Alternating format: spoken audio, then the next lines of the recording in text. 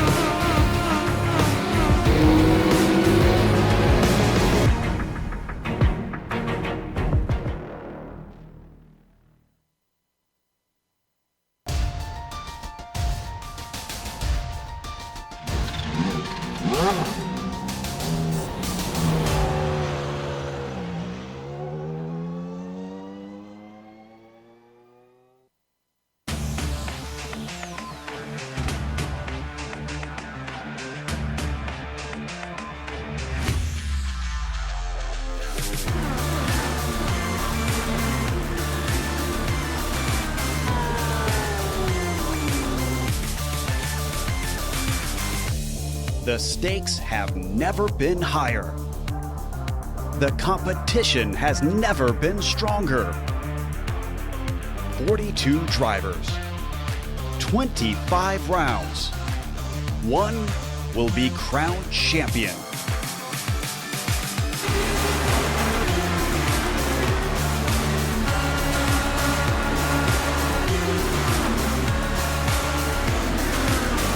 Competition, commitment, excitement. This is Lionheart. You're watching the premier American Open Wheel Series on iRacing. The Lionheart IndyCar Series presented by First Medical Equipment starts now.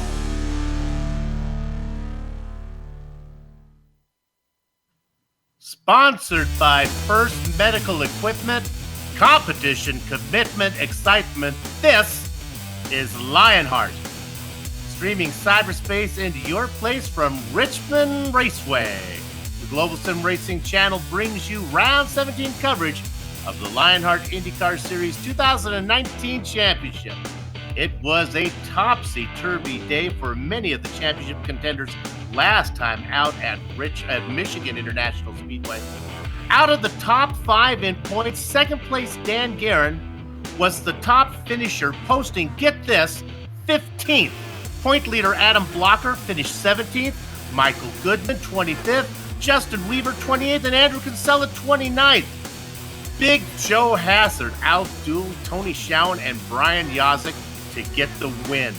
Will order be restored, or will the shakeup continue? Find out now, as all the simulated IR18 action From green flag to victory donuts of the Richmond 200, presented by Midwest Simulations, streams your way live as it happens right here on the iRacing Esports Network.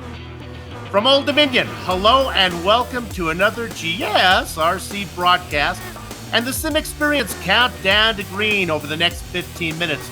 GSRC will bring you all the storylines, all the stats and facts you'll need to appreciate the Richmond 200 presented by Midwest Simulations that will immediately follow as we indeed count down to green.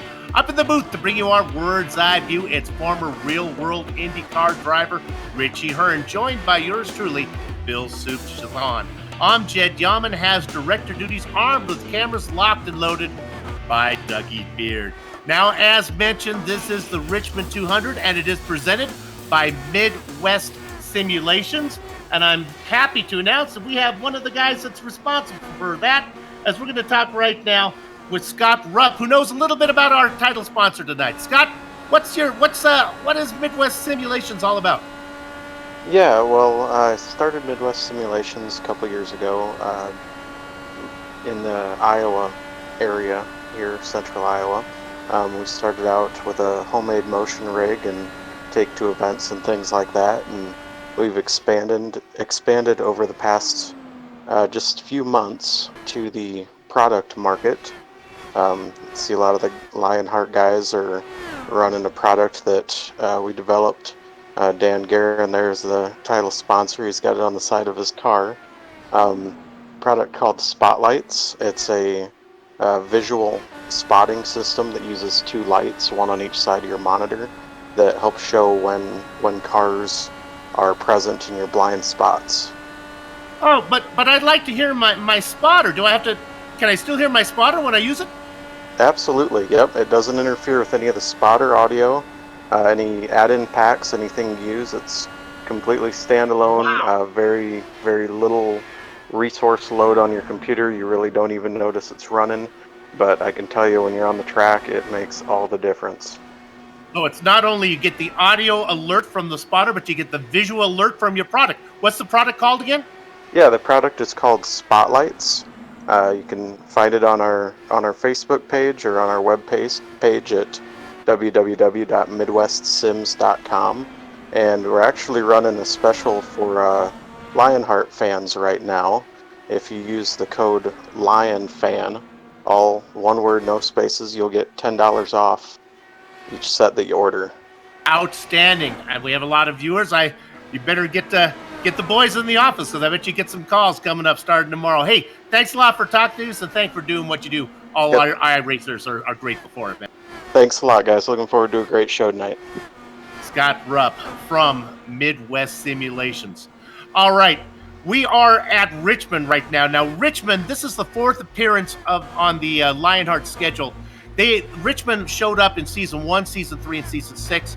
It has produced 3 different winners, and once again, I think we're going to have another first-time winner, because the other winners, which would be Tim Doyle, Daniel Roper, and James Grahula, none of those guys are competing in the series currently, so I think we're getting another first-time winner here today. Richie, what are your thoughts about this place? Yeah, thank you, Soup. And as you know, we're at Richmond International Raceway, located in Richmond, Virginia. It is a true D-shaped oval, 3/4 of a mile length, so it's just a little bit of a 16-second jog around this track in these fast Indy cars. Very tricky, 14 degrees banking in the corners, and but it's very wide, so you will get some 2 and 3 wide action. Unfortunately, though, it is very, like I said, tricky. Coming off of turn 2, it tightens up really quick. And probably one of the hardest spots that we're going to have to watch tonight is how we're going to come off the pit lane and back onto the back straight there. So it's something to watch.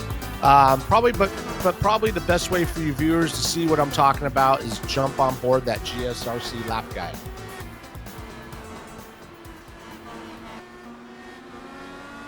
Hello everyone and welcome again to the Global SimRacing Channel. I'm Brian Yasick, taking you for a very fast lap here around the Richmond Raceway in the GSRC IR18 IndyCar. So here we go. Fast way around Richmond for qualifying is always get those left side tires right towards the yellow line, pick up the throttle, drive it right off a corner exit, straight out to the wall, turn 3, get it right back down there. The entrance to turn 3 is a little tricky just because you carry so much speed off of turn 2. Back out onto the front stretch again. we could see a little bit of maneuvering around here as the run progresses, mainly just to try to get out of the dirty wake from the car in front of you. Time will tell if the setup and the weather and all that really lines up. Turn 3, you can kind of take that higher arc, but drive it straight off of the corner, across the line, and that's going to complete our guide here around the Richmond Raceway. I'm Brian Yazik. Enjoy the show. And there we have our 2 laps around the Richmond International Raceway. You can see how quick they get around this, so there's no time to rest. This countdown to green is brought to you by Sim Experience, the team behind the AccuForce Pro V2 direct drive steering systems. By providing unparalleled realism and the most advanced tuning features on the market, the AccuForce provides a significant advantage to any sim racer. It can also make for an effective training tool for real-world drivers. For more information on the entire Sim Experience ecosystem, including their GS5 seat, Stage Series motion systems, and the Sim5 software, visit www.simexperience.com and use that promo code SimXLion to get 5% off all Sim5 software. All right, let's give you 100% of the standings. Well, actually, not. We're only going to show you the top 16. Not a lot to talk about here. These are the raw points. You can see the whopping lead by Adam Blocker over Dandy Dan Guerin of 219 points. I guess the big news, Brian Yazik cracks back up onto the overlay in 15th position, up 4 spots. No real big losers or fallers. How about Joe Branch having a nice move as he moves up 4 spots into 8th? And of course, these driver standings are brought to you thanks to First Medical Equipment. What we're going to do now is take a look at the drop standings. This takes into account the 3 drop races allowed for in the rules, and these are brought to you thanks to Mama Jean's homemade chocolate chip cookies. Check her out on MySpace. Send her a line and she'll send you a dozen homemade cookies. My 96-year-old mother-in-law watching every one of these broadcasts. No big change between Adam Blocker, Dan Guerin, Andrew Kinsella, and Michael Goodman. They're all the same as the raw points. What's interesting here is look down in 5th position. It's Stephen Larkamp. Who does he replace? Well, none other than Justin Weaver. The 2 guys who battled last season for Rookie of the Year, they always seem to end up on the track together. Those guys are so equally skilled. They seem to race together all the time. It's fun to watch them battle not only on the track, but in the points as well. Let's go ahead and look at the team championships. No moves at all from 1st to 6th. Everybody stays the same. You know, you would think that LPM thumbs up would, I'm sorry, let me move up 1 spot. NHR Esports would be doing better with Harrington and Larkamp. But there's only 2 of them. You're just not going to win a team championship or be competitive if you only got yourself 2 drivers. And of course, the whopping lead up there with Blocker, Kinsella, and Carey sitting up there for Adrenaline Motorsports Red. There is another championship, though, and we're going to let Richie talk about. Before we do that, let me not forget to tell you that team championship is brought to you courtesy of Plasma Tracks. Now, Richie is going to tell you about the Rookie Championship, and also remember to tell who the sponsor is. Yeah, and the Rookie of the Championship, Rookie of the Year is presented by Butt Kicker. This championship is a little more interesting. As you see, it's a little tighter up front. Martinez had a really good run lately, but Hill, Rigney, some of these guys had a tough race last weekend, but it's still really close. Hill's sitting seconds. He moves up 1, though, because Rigney didn't have a good race at all. He's only 23 spots back. Rigney, 36. Jenkins, 65. And Carey at 67. So it's really going to come down to those 5 guys. We only got a handful of races left here, so it's going to come down to who can be the most consistent. But this is the tightest battle out of the 3, and we're going to keep watching that. Fans can hear the Virginia Crickets chirping away as there's only a few cars still out on the track right now. As qualifying is just about done. You're looking at Stephen Larkamp looking to put in a time. The best of the best in the iRacing World Championships, as well as many of the top private leagues like the one you're watching right now, and this is one of the best, let me tell you. Our showcase right here on the iRacing Esports Network. You know, if you haven't done so yet, what are you waiting for? Make sure that you subscribe. GSRC is proud to be part of the IESN stable of broadcasters. And this series is considered to be the premier fixed setup racing league series for the IR18 on the iRacing service. The Lionheart IndyCar Series honors the memory of the late Dan Weldon. And let me tell you, Dan would be happy right now because yours truly gets to fill in for Professor Lugnut, who is not with us right now. We're going to talk about Aero Push. Now, I told the professor not to spell it A-R-R-O-W, and so he made sure not to spell it that way. He still spelled it wrong, but here's what Aero Push is all about. And I can tell you that right now because I have this information. Aero push is the term that you hear a lot almost on any oval here on the Lionheart series that we visit on GSRC. As most race fans know, when a leading car goes through the air, some of the air behind gets directed from the wings up and away from the track. This creates a pocket with less air behind the leading car, which makes the wings of the following car less effective. On the straights, where downforce is not important, this reduces drag and creates a draft effect, which allows the trailing car to slingshot by. This is good for the trailing car. But in the turns, however, these cars need all the grip they can get. And that pocket creates a loss of downforce, and the trailing car washes towards the wall. This is bad for the trailing car. Now, you may wonder, why aero push? Why not aero loose? Well, let me tell you why. Because these Indy cars are what is called rear aero limited. In short, that means that the downforce generated from the front of the car is much greater than that's generated from the rear of the car. Now, when the aero balance is too far forward, the car gets to get loose and spins out. So here's what the engineers do. They got mechanical grip. They set the mechanical grip to have more grip in the back, less in the front. When you combine that with the aero grip that has more in the front and less in the back, you got yourself a perfect balanced car. The problem is, when that aero grip goes away because you get stuck behind another car, that's when you get the aero push, because the mechanical grip wants to send the car into the wall. That's what's going on. And if you can't correct it, your race is going to end quick. So I hope you enjoyed a little talk about aero push. Not as good as the professor would do, but we did the best we could. Let's go to the grid right now as we're running a little bit long. On the front row, it is Dan Blocker with Ron Hacker in second. Richie? Yeah, Big Joe Hazard doing a good job there in qualifying, starting third. Tyler Graff starting right next to him in fourth.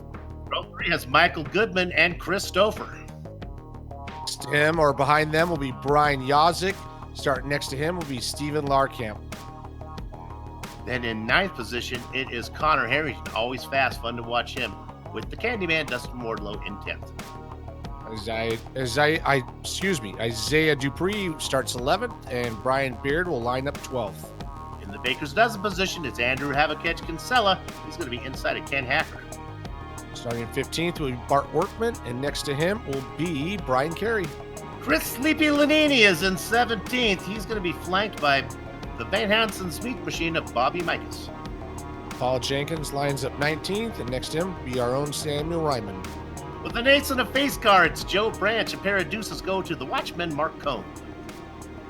David Altman will start 23rd, and 24th will be Dan Guerin. James Brand and Justin Weaver fill up the next row. Jason Galvin and Damon Martinez start right behind them. Way back in 29th is Tony Schowen with Mike Rigney in 30th. Starting 31st will be Scotty Johnson. Starting 32nd will be Joe Flanagan. Didn't put in a time. I'll just finish it out. 33rd is going to be George Anzaldo. John Hill will start 34th. 35th will be Brandon Linkerman. And 36th will be Brian Greenlee. We have ourselves some onboard cameras. We'll take a look at those as the cars are getting ready to roll. First one up is going to be car number 8. It's going to be Dan Guerin with the Midwest Simulations onboard camera. Spotlights VS is a system developed from the ground up by iRacers for iRacers. Check them out at MidwestSim.com. You got Chris Lanini in car number 92. He's sporting the Sim Experience onboard camera. Use promo code SimXLion to get 5% off your SimVive software at simexperience.com. And Tyler Graff in the number 26 in the graphics onboard camera. Whether you're a company, photographer, student, or creative, or just creative, Graphics offers graphic services tailor-made according to your budget. Check them out on Facebook. All right, the field begins to roll. Check up front. We'll wait to see if the pace car pulls in or if it goes around one more time. We're going to get ourselves a second lap. As the parade lap is done, quickly, Director, let's go ahead and bring up the race details. Richie, you want to go over those real fast? Yeah, and these series details comes to us thanks to Minus 273, the premier name in karting gloves. For more information on Minus 273's full line of gloves and apparel, visit minus 273.biz and use that promo code LHRS for 25% off all orders. Here we are, season 7. We're working round 17 of 25, getting close to the end. Using that Dallara IR18, the setups are adjusted, but they are fixed. And total prizes, cash and prizes, $9,652. There you have it. We got all the homework out of the way. The pace car pulls in, turning control of the field over to Adam Blocker. Competition, commitment, excitement. This is Lionheart. And the Richmond 200 presented by I forgot the sponsor. Midwest Simulations is underway. We got most of it through. The first lap is complete. We are clean. And it's going to be Adam Blocker getting credit with leading the lap.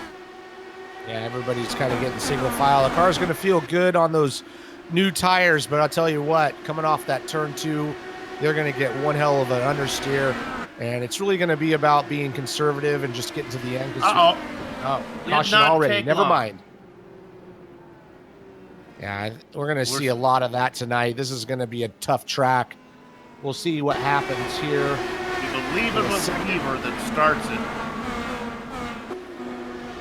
And you know what? And he just got down on that yellow line. I've done it a couple times myself. And, you know, that yellow line is actually on the flat part of the track, not the banking. So you can't, if you flirt with it at all, it's going to send you right up to the outside. And that's going to be a problem we're going to see all race long, because you really got to get down to that bottom groove. As you can see here on the replay, goes down low, clips that yellow line, little sideways, and everybody stacks up.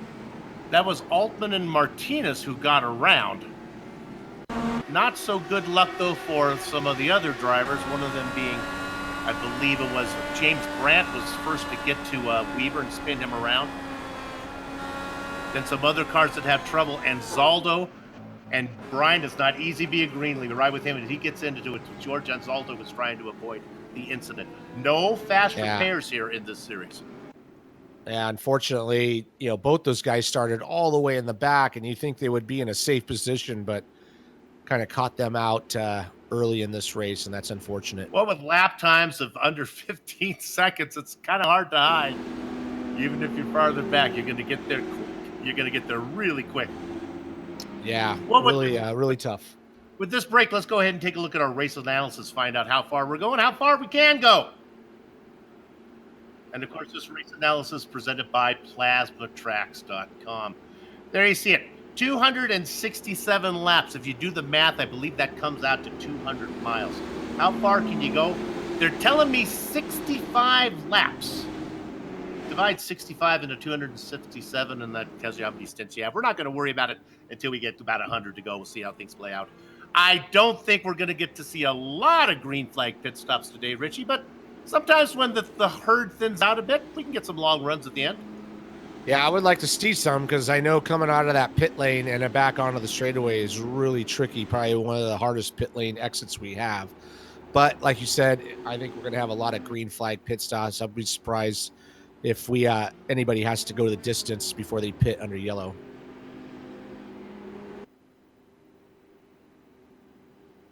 Adam Blocker working lap number 6 now. I'd like to point out a couple of notables here. You know, Adam Blocker's leading the championship. Obviously, he's started on the point leading. Got to go all the way back to Dan Guerin, our guy second in points, man. He did not have a good qualifying. He started 21st. He's 4th. He's up to 19th, but he is right in the mix of the problem area. So we'll kind of keep an eye on that. Drivers who took a pit stop: James Brandt, George Anzaldo, David Altman, Scotty Johnson, David Hill, Justin Weaver. Our Rookie of the Year leader is Damon Martinez. He is all the way back in last at the moment, in 33rd, last car on the lead lap. So I don't know if he pitted, but he was involved in that wreck. So, you know, this race is gonna be a wild card. It's gonna mix everything up. I think it's just about getting around, just finishing the race, and just see where you're at instead of really trying to race hard. Adam Blocker must be happy where he is, not only out in front, but he's out in front of any problems that could happen behind him. Yeah, but for the moment he is. But, with that many cars and 16 seconds around, he's going to be coming up on those lap cars really quick. And then all of a sudden he's in the mix. Lights are off the pace car. The beautiful Medina Mendez pulls it in. We're going to go racing now. Working lap number 8 is Adam Blocker. Big Joe Hazard coming off a win last time, sitting in second. Boy, things are coming his way. Ron Hacker in third. Round out of your top 5. Tyler Graff, don't worry about that car. Coming out of pit lane, it's not involved. And Chris Stouffer in fifth. Nice clean start by Adam Blocker. Just getting a little bit of a gap already. Back to Joe Hazard. And then Ron Hacker, Tyler Graff, Chris Stouffer really battling it out here for the third spot. Getting loose is Tyler Graff. He does a 360. He does a 720. And he brings out the caution. I don't think anybody got him. He was racing in 5th position when he spun it. Yeah, that was that battle. Those guys were racing pretty hard. And just coming up that front straightaway, goes to take a move into turn 1, and it looks like he just touches that yellow line once again with that left front, and away he goes. That was Michael Goodman, who just got on the binders and watched Graff doing his pirouettes in front of him. Yeah, and you'll see him here watching. There's his left front tire on that, and it just goes sideways. And yeah, nice job by everybody to miss him. Another yellow flag, but everybody's going to keep going. Unfortunately, Tyler's going to have to wait for everybody to go by, and he'll cycle around to the back. Look at Michael Goodman as the graphics car spins right in front of Michael. Michael gets on the binders, loses several positions, but he's still racing. And I think iRacing was very kind to Michael as they brought him back up to 5th position. So even though guys were going around him, I think he got most of those spots back thanks to the automated iRacing stewards. Yeah, the yellow came out real early, so once that yellow comes out, the field is frozen. Well, we were riding on board there with Tyler Graff with the graphics onboard camera. I want to talk about them real quick. Whether you're a company, photographer, student, or just creative, Graphics offers graphic services tailor-made according to your budget. At Graphics, you are in great hands with dozens of experienced creative designers to assist you in whatever you need. Their competitive pricing is well below market value and more affordable than hiring an in-house designer for your project. Check them out on Facebook. And there's Tyler right there. As you can probably guess by his name, part of Graphics, Tyler Graff.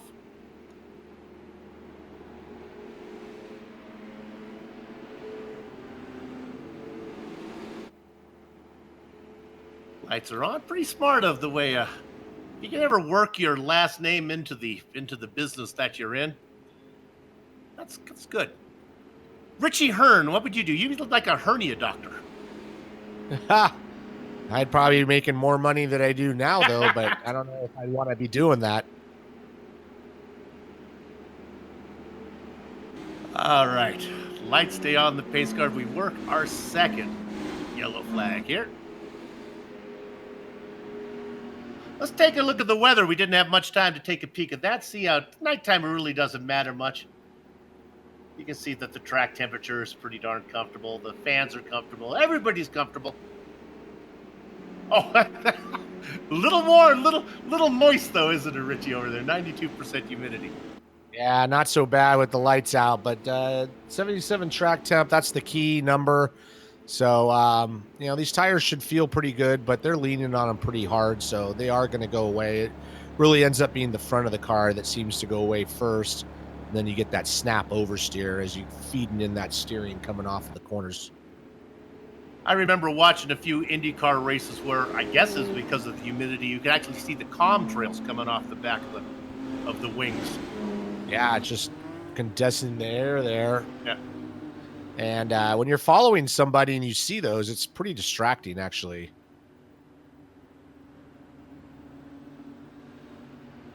All right. Let's see if we can get ourselves a nice little run here. Going to get going green again. 30 cars still on the lead lap. Pace car is in. Check a look, makes you want to holler, hi-da-ho! That's one way to get a green flag. Run, give him a good start. Adam Blocker gets the jump. Joe Hazard in second. He gets a really good jump off that line there.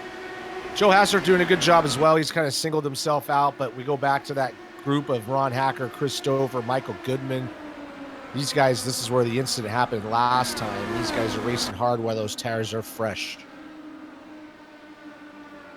The field starts to string out single file. We do have an interesting battle looking at 7th position. This one's kind of fun. That's Brian Yazik on the top side. He gets a good run around Stefan Larkamp. Larkamp has to check up. He's going to lose 1 position. And now Dustin Wardlow says, well, that worked for Yazik. I'll try it too. Yeah, Stefan Larkamp got real loose off turn 2 there and had to check up, and that let Brian Yazik around. And then here comes, is that Dustin Wardlow going around him as well? Wardlow going around, almost gets in the wall. He might have got some of the wall. You want to take that low line because that's the fastest line, but it's also abusing your tires the most. So you want to 2, 3, and 4 right here where they're at. Maybe that middle lane is a little bit easier on the tires. I think, like I say, conservative nature is going to be the way we want to go, but you can't be too conservative because Adam Blocker will be coming around to lap you pretty quickly. David Altman trying to stay out of the way as the cars start to go around. I saw Michael Goodman make a stab at Chris Stouffer for 4th position. It didn't work. And Adam Blocker's already in lap traffic. So he's he's got his couple of clear laps, but now he's right behind. Who is that? Looks like Weaver going around him. So you're gonna be in traffic all night long. There's no real clear laps going on.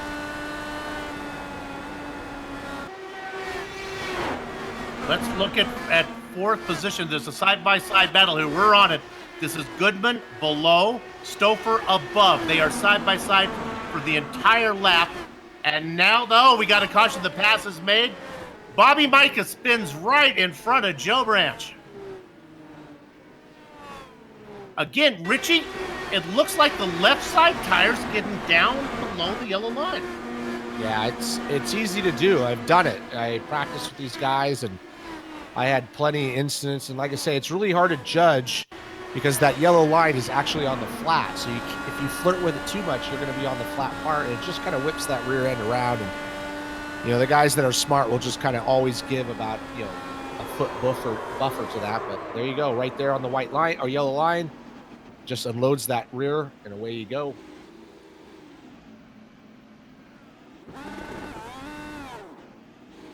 All right, are we going to see pit stops? We are indeed. All the leaders come in. Somebody's going to stay out. Now it looks like Adam Blocker's staying out. Oh, yeah. The leader. Fuel strategy is not going to be the issue here. It's going to be about just keeping the tires on the car, but Adam's obviously happy with where he's got. Track position is important too. So, being in clean air is what you want. So Adam's happy with that.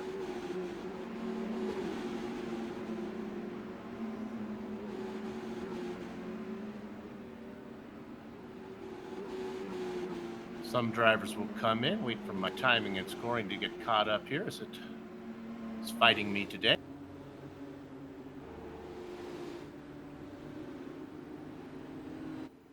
If I take a look at this, it looks to me like 9, 10 drivers stayed out.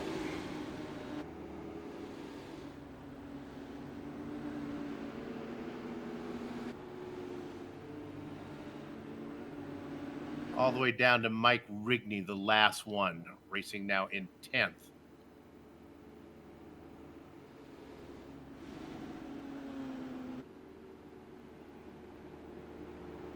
Big Joe Hazard, I believe, the first of the guys to really pit on that last stint. So that's somebody to keep an eye on. He's going to have about 25 laps difference. Richie, 25 laps? That's got to mean Hazard's going to be feeling pretty good, right?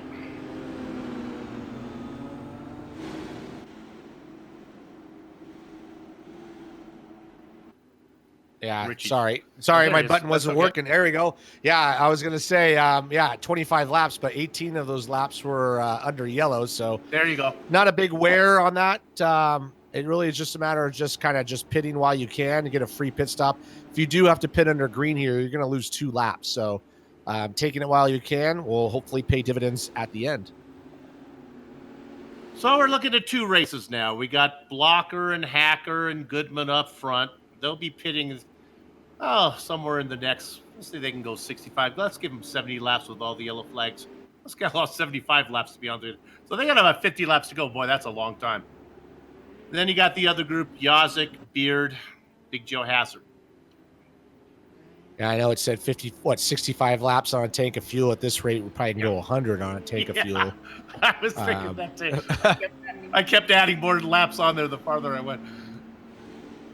We'll kind of get in a rhythm. This is going to be expected. It's a tight track, 30 some odd cars. It's not easy to drive, so it's not like just one hand on the wheel. So I think as we get a little bit farther into the race, people will settle down. Obviously, we'll slowly eliminate people as the wrecks happen, and then we'll start getting some long runs. So you just got to be patient. Here's the good news for all you carnivores out there. The Von Hansen meat machine, even though it spun that time, still on the lead lap. Got everything taken care of. Pace car is in. We go racing for the 3rd time. Adam Blocker out in front. Ron Hacker this time with Michael Goodman, Stouffer, and Harrington now. Oh, another yellow flag. We did not get far. Paul Jenkins. This is trying to get the power down. I think the racing stewards could have let this one go. He did this is a beautiful little Olympic type spin. Got it going. Danny Sullivan-esque.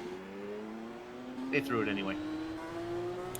And I'm going to say, with all the spins we've had, we haven't had a lot of carnage. So a lot of just kind of innocent spins.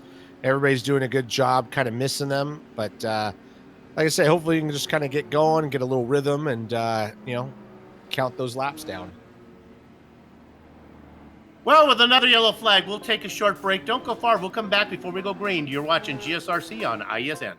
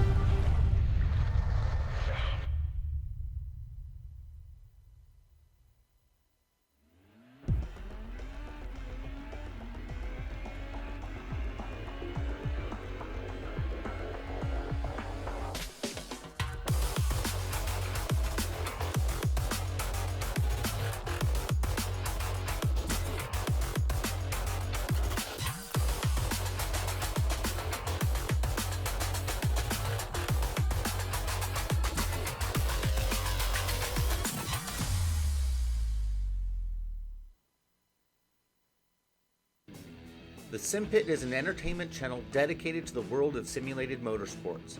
The SimPit is a leader in providing the sim racing community with news, reviews, interviews, DIY pieces, and instructional videos to make sim racing a better experience for all. Check us out at thesimpit.com or go to YouTube and just search for the SimPit.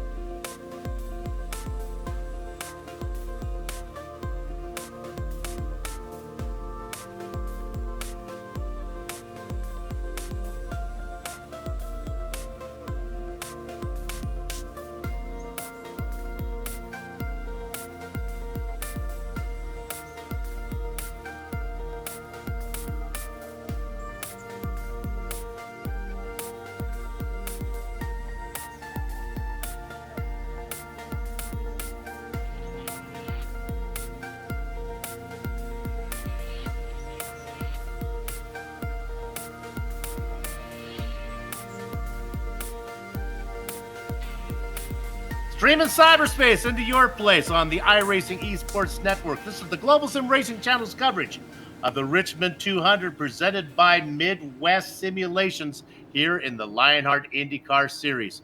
We are under yellow on lap 34. We are about to go green. And once again, it is Adam Blocker leading the field across the finish line as we're going to start working lap number 35. Not much happened while we were away. We can report that Michael Goodman did pit from the front, so he'll be back in what I'm going to call the junior varsity class right now, as we have 9 drivers that have been out there the entire time.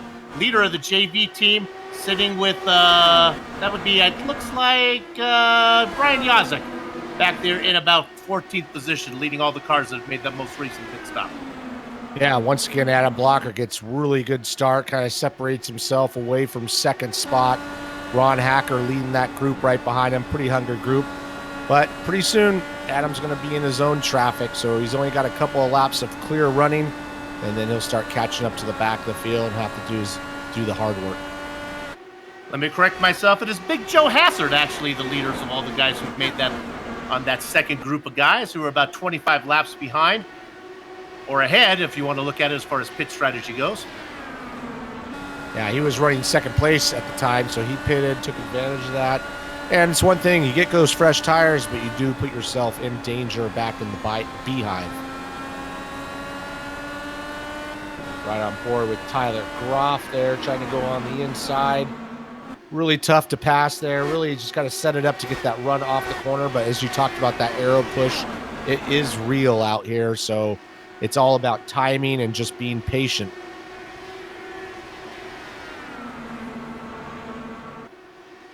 Let's go ahead and look at Joe Hassard.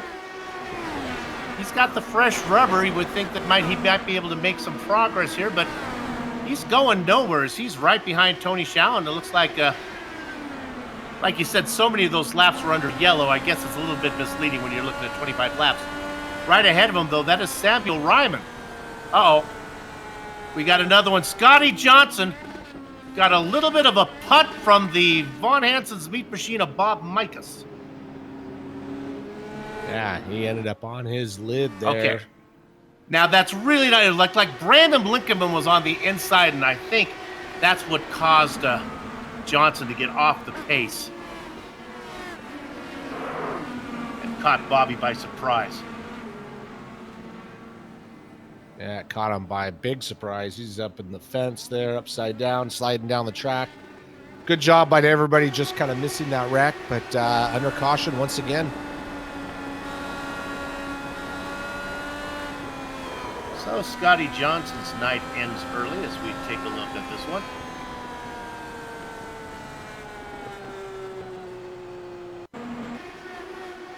Well, with all the attrition going on, maybe we should try to get our spotlighted driver out of the way.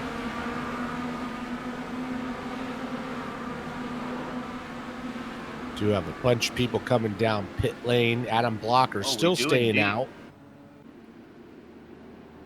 One of the drivers coming down pit lane is Brian Beard. Talk about him in a minute, as he's one of our spotlighted drivers. He makes it in safe. Look at them all getting in there nicely.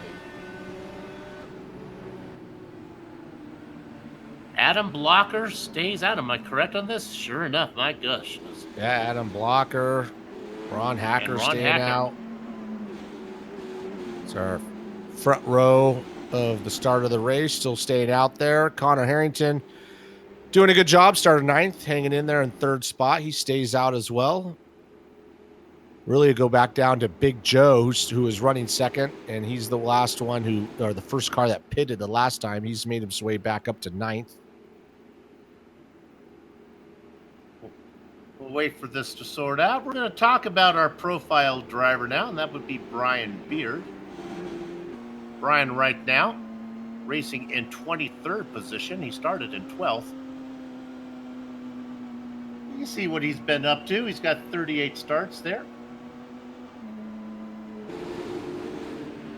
Looking to get some points. Got a handful of top 10s.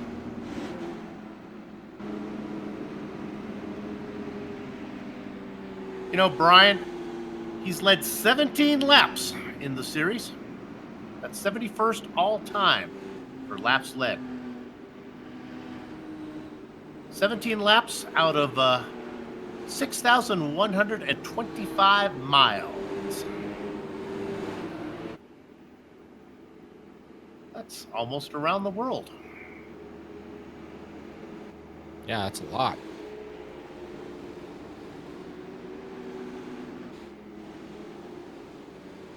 Working lap number 46.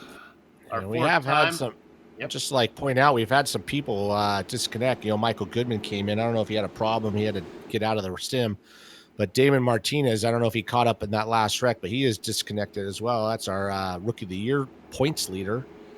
So like we talked about, it's going to be about being consistent. He was only 23 points in the lead, so that's going to change. Of course, there are drop races. We're looking at 28 cars on the lead lap. The lights are off the pace car. We are going to go green this time. So if you look at the tower on the left, if you go all the way down to Tony Schowen in 6th spot, he has yet to make a stop. Big Joe Hazard made that stop. It was like, we're going to call it the JV team. Now Flanagan is on, or Rigney is on the same pace as the other guys. Then you go all the way down to Chris Stouffer. He is the leader of, I guess, the sophomore team, if I go all the way back to high school when they had varsity, JV, and sophomores. 3 different races going on right now. Pace car is in. Adam Blocker continues to lead, but for how long? As he's been out there the entire time. Yeah, and Connor Harrington going right to the bottom of Ron Hacker, taking that 2nd spot. He got a really good start, so he's going to clear himself away from that mess. Right back there, we're running 2 wide for 4th spot. I can't see who that is at the moment. Well, it's Wardlow now making a move on Schowen. This is getting a little bit dicey up here, back in like 5th position. Wardlow leads him in 4th. Larkamp, Schowen a little bit to the inside. Peeking to make a move is Big Joe Hazard. That's Hazard you're looking at right there. Yeah, he's the first car that pitted. So he's moved himself back up to, looks like, 6th spot. Got to give a shout out to Tony Schowen, just staying out there, started 29th all the way up to 6th by just not pitting and staying out of the way. So that's good positioning for him. Here comes Big Joe going on the inside, not able to make that move. This is where you picked up that arrow push right in the middle of that corner. So it's real important to kind of time it just right to get the run off the corner. That was tight. They get it sorted out. Some of these guys up front might be thinking, gee, if there's enough yellow flags, I might be able to no-stop this race. What kind of fuel miles do you get? Yellow flag. Great racing going on. 7th, 8th, and 9th is tight. Yeah, Adam Blocker and Connor Harrington have checked out, but once again, they're going to start catching up to lead lap cars pretty soon. That's Rigney working around Schowen. The blue car of Rigney, the white and red car of Schowen.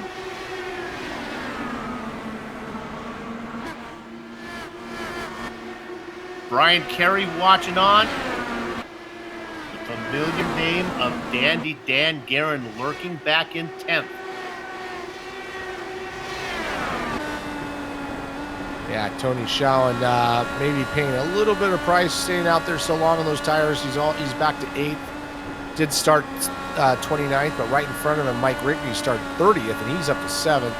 Mike Rigney trying to make a move on Steven Larkamp. That's Rigney in the blue car on the inside. Yeah. Larkamp gets loose, and here it opens the door for Schowen coming through. Brian Carey trying to follow on the inside line. Larkamp with the momentum on top. These drivers are working lap number 58 right now. Larkamp seems to like the high side, but now the car gets loose again. He's losing momentum. That's going to allow the blue car underneath the Carey, and also coming in the mix, Dan Guerin. Yeah, you really can't run that high line going into 1 because it tightens up so quickly out of 2. So he was kind of out of the groove. There was nothing he can do. Here comes Dan Guerin trying to make a move, doing a good job, trying to make up some spots from his 24th starting position. Larkamp struggling a little bit. He's opening the doors. There goes Dan Gehring. Up high again in 1 and 2. He's got to get down low and kind of get back to single file.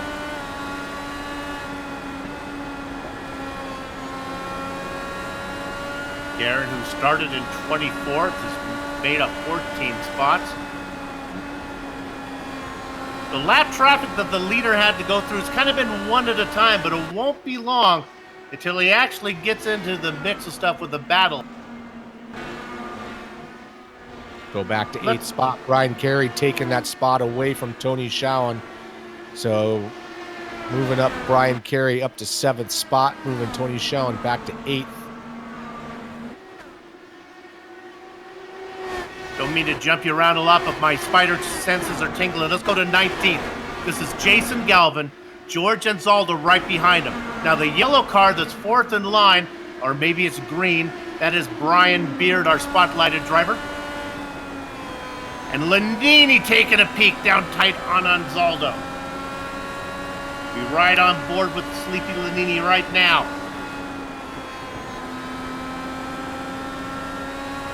Landini is stuck on the top side with Beard down below him. Still working. He has a run now, but he has nowhere to put the car as he has to check up for George Anzaldo, who is blocking his racing line. That allows Beard to get down underneath them. They race 2 by 2 with Bart Workman coming into formation. Let's make it 2 by 2 by 2 because now behind them on the inside in that 3rd row back, that is right. Samuel Ryman and Brandon Limke. Run side by side like that. It's dangerous moves, but everybody's doing a good job kind of finding that rhythm. Right now, Adam Blocker catching up to his teammate, Andrew Kinsella, who's running 27th, last car in the lead lap. So that's kind of interesting. This battle we have on screen is really heating up.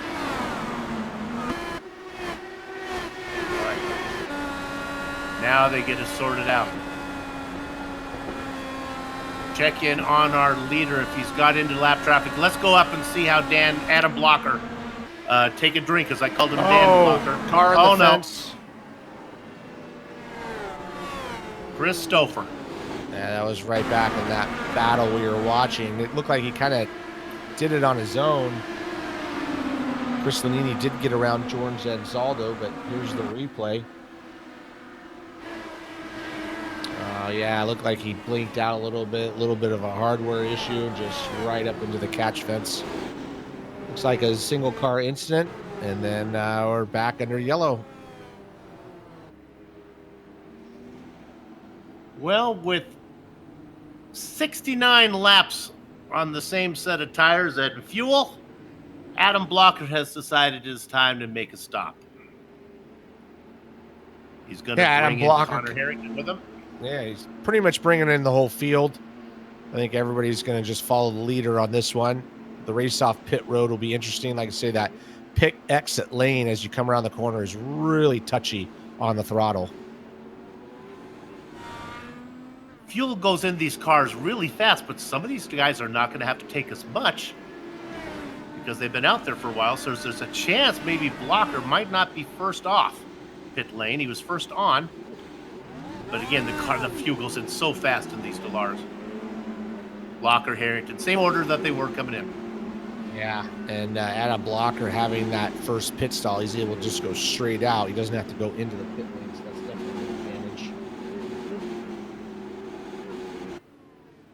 What that does is this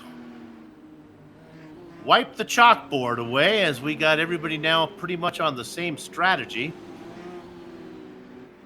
The cars behind the pace car are David Altman. He's laps down Weaver, Hill, Micus. Yeah, this is the only way you can get your lap back in IndyCar racing. There's no lucky dog, so you got to be able to kind of stay out, get yourself sandwiched between the leader and the pace car. They'll get the wave around. They're 2 laps down, all those guys, but they'll get 1 lap back right here. 2 laps or more, I should say. Weaver's been out there for 25 laps, so if he can stay in front of the leaders. Oh, he'll get the wave around, though. That's correct, so he doesn't have to worry about that. Yeah, he'll get the wave around, and it's short enough to where he doesn't have to come in and pit, so he'll definitely grab one of those laps back. Same with, I believe, Bobby Mikas and Christopher. All those guys will get a lap back. John Hill, one of the cleanest drivers in the series, comes in to top off.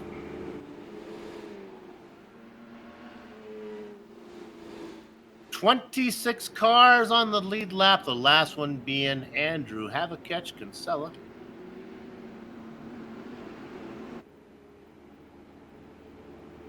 And let me correct myself. It's the Watchman, Mark Cohn, actually now in 26th. He's going to be the final car on the lead lap as he comes around.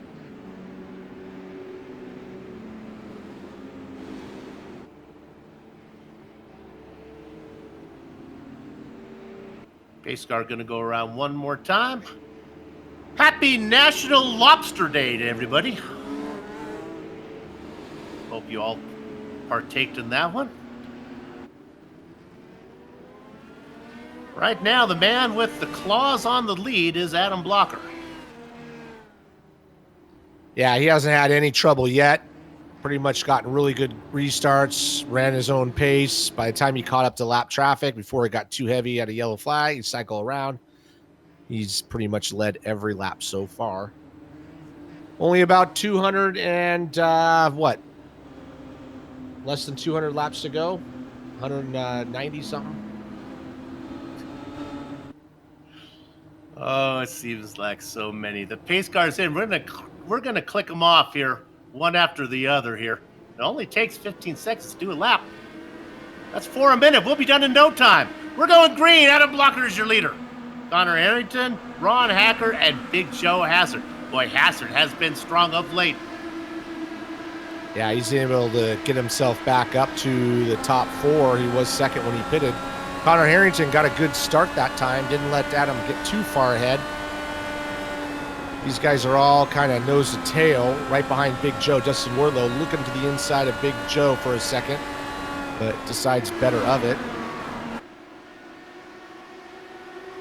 So I talked about clearing the chalkboard. Everybody pretty much on the same strategy. Where now we get to look at maybe some big movers, and these ones really matter. Brian Carey's in 6th position. He's up 10 spots. But there's a couple guys right behind Carey that really need some attention. Tony Schowen, 29th to 7th, and following him right through the field, Mike Rigney, 30th to 8th. Well done, boys. Yeah, that's how you do it from a poor qualifying session. It's just kind of strategize your way up to the front. And if you can get yourself in the top 10, I think you're going to be, pretty safe for a while. So that's a good job by both those guys. Even behind him, Dan Guerin, 24th to 9th. He's able to kind of get back to where he normally runs, maybe a little farther up he'd like to be. Joe Branch, 21st to 10th. And then even right behind him, Joe Flanagan, 32nd to 11th. So nicely done for him, too.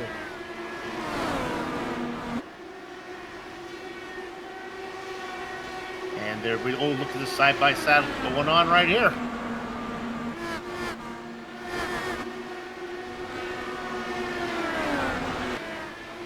We get that sorted out. Yeah, it's Mike Rigney going around Tony Schowen, taking that position back to 7th spot, moving Tony back to 8th. He's got Dan Guerin to deal with right now. Dan looking to make a move as they go into turn 3. Tony runs a little bit higher line.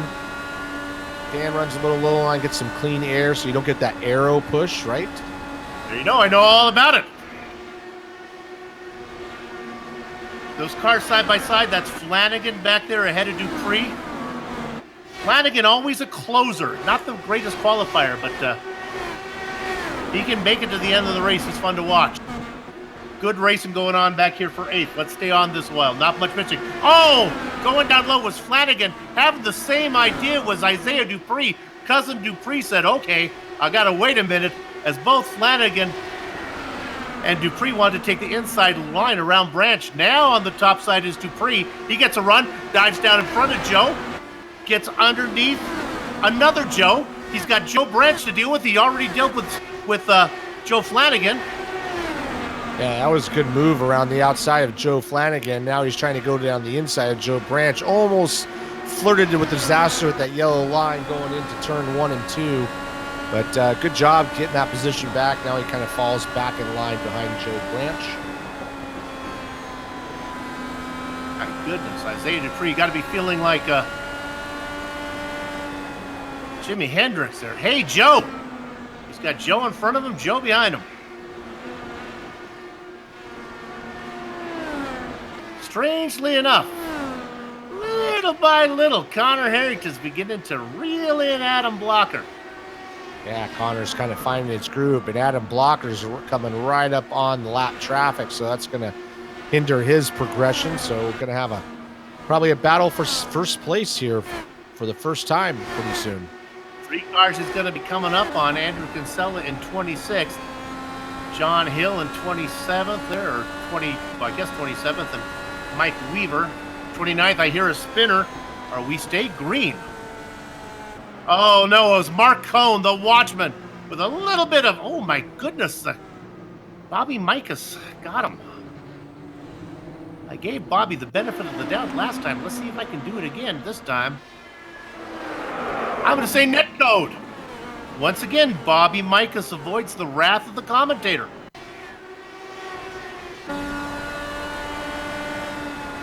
Right on board. Look at the interval between him and the watchman. About a foot. Yeah, on a track like this where we run so tight, that netcode sometimes will come into play. And it's just part of what you have to accept sometimes.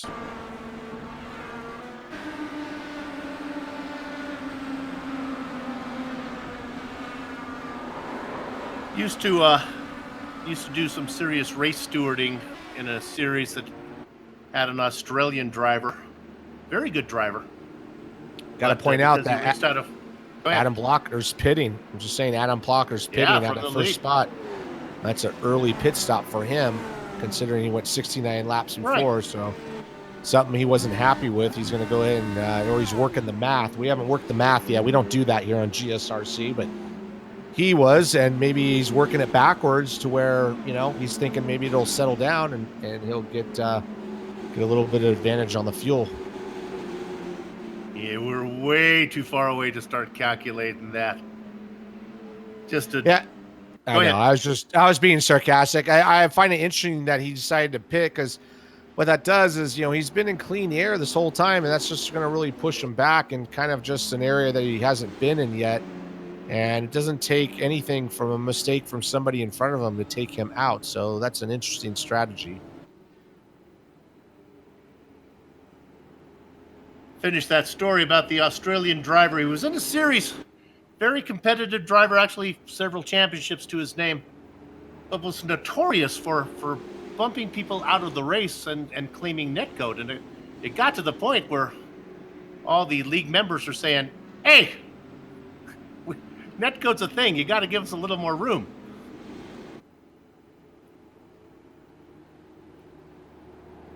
Working lap number 94 as we come across the line. And basically Adam Blocker made me look like a liar, because even though he pitted, everybody else did, and that's going to just push him back to 4th. So he's not really that far back. But let's give a shout out to George Anzaldo. Started 33rd, got caught up in that early incident, the first lap or second lap or whatever. But he's worked his way all the way back up to 3rd. So pit strategy and whatnot. So good job to him.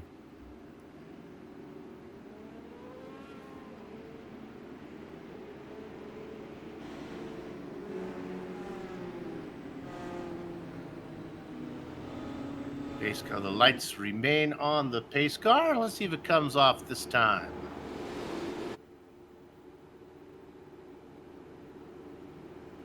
Coming across the line, do the lights stay on or do they go off? I think they're going to come off this time. And they Shout do. Shout out to Drexy's Midnight Runners, if you know that group. Come On Eileen, one of the greatest one-hit wonders of all time. It's Happy National One-Hit Wonder Day, everyone.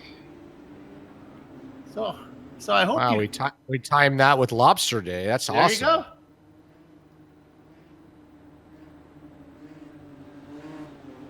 Put on a little. Come on, Eileen, get yourself some butter, have some lobster, and enjoy the nation that you live in. Pace car is going to pull in. It's time to go racing. Not come on, Eileen. Come on, Connor Harrington. He gets the jump. Go ahead. I was going to say, he gets a good jump off that corner. Samuel Ryman also, let's get a shout out to him, man. He's done a good job getting up to second. Adam Blocker looking to make a move on George Ansaldo. He's obviously got the fresher tires, and George kind of lets him go. Knows that Adam's fast. No reason to fight him. And next on his list will be Samuel Ryman. He's going to get a good run off of turn 2. Looking to the outside, then sweeping down. Oh, no. Got nice close action going into the corners there. Oh, Dustin Wardlow. He was on the outside of Tony Schowen.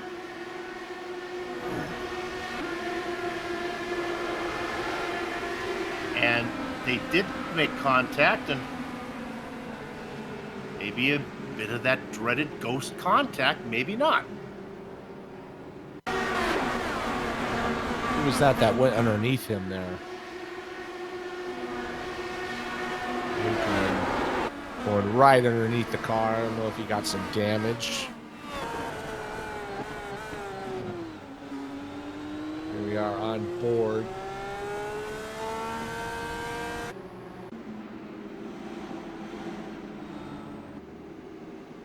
Well, Samuel Ryman was up in second. He's going to stay out there. Yeah, so's George. Yeah.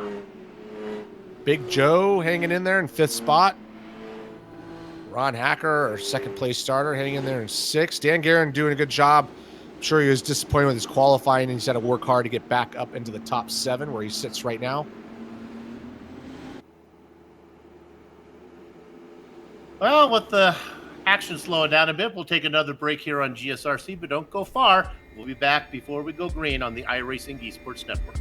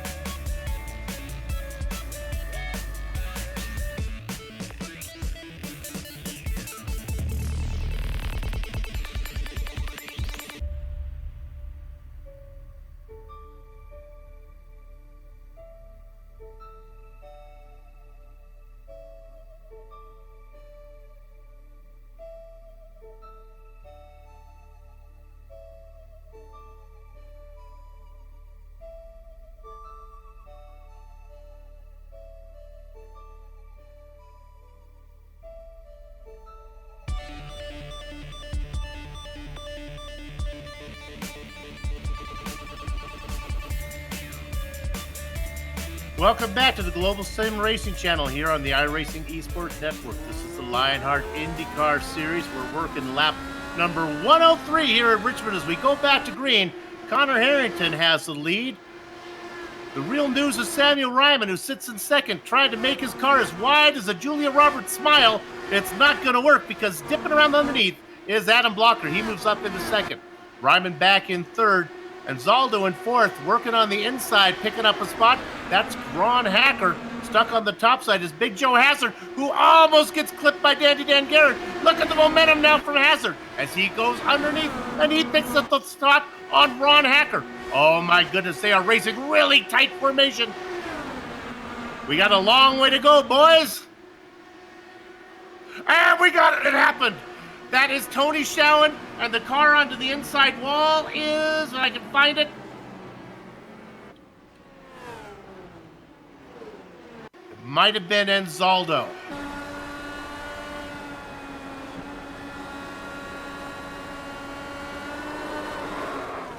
Indeed. Yeah, I think it was Enzaldo there. David Altman also had an issue. I'm not sure. This is after the incident or during the incident. We can, if you stand a little bit later, Altman gets tagged as people are trying to slow up by Bob Mikas. Oh, Mikas gets another one and puts Altman into that's gonna hurt.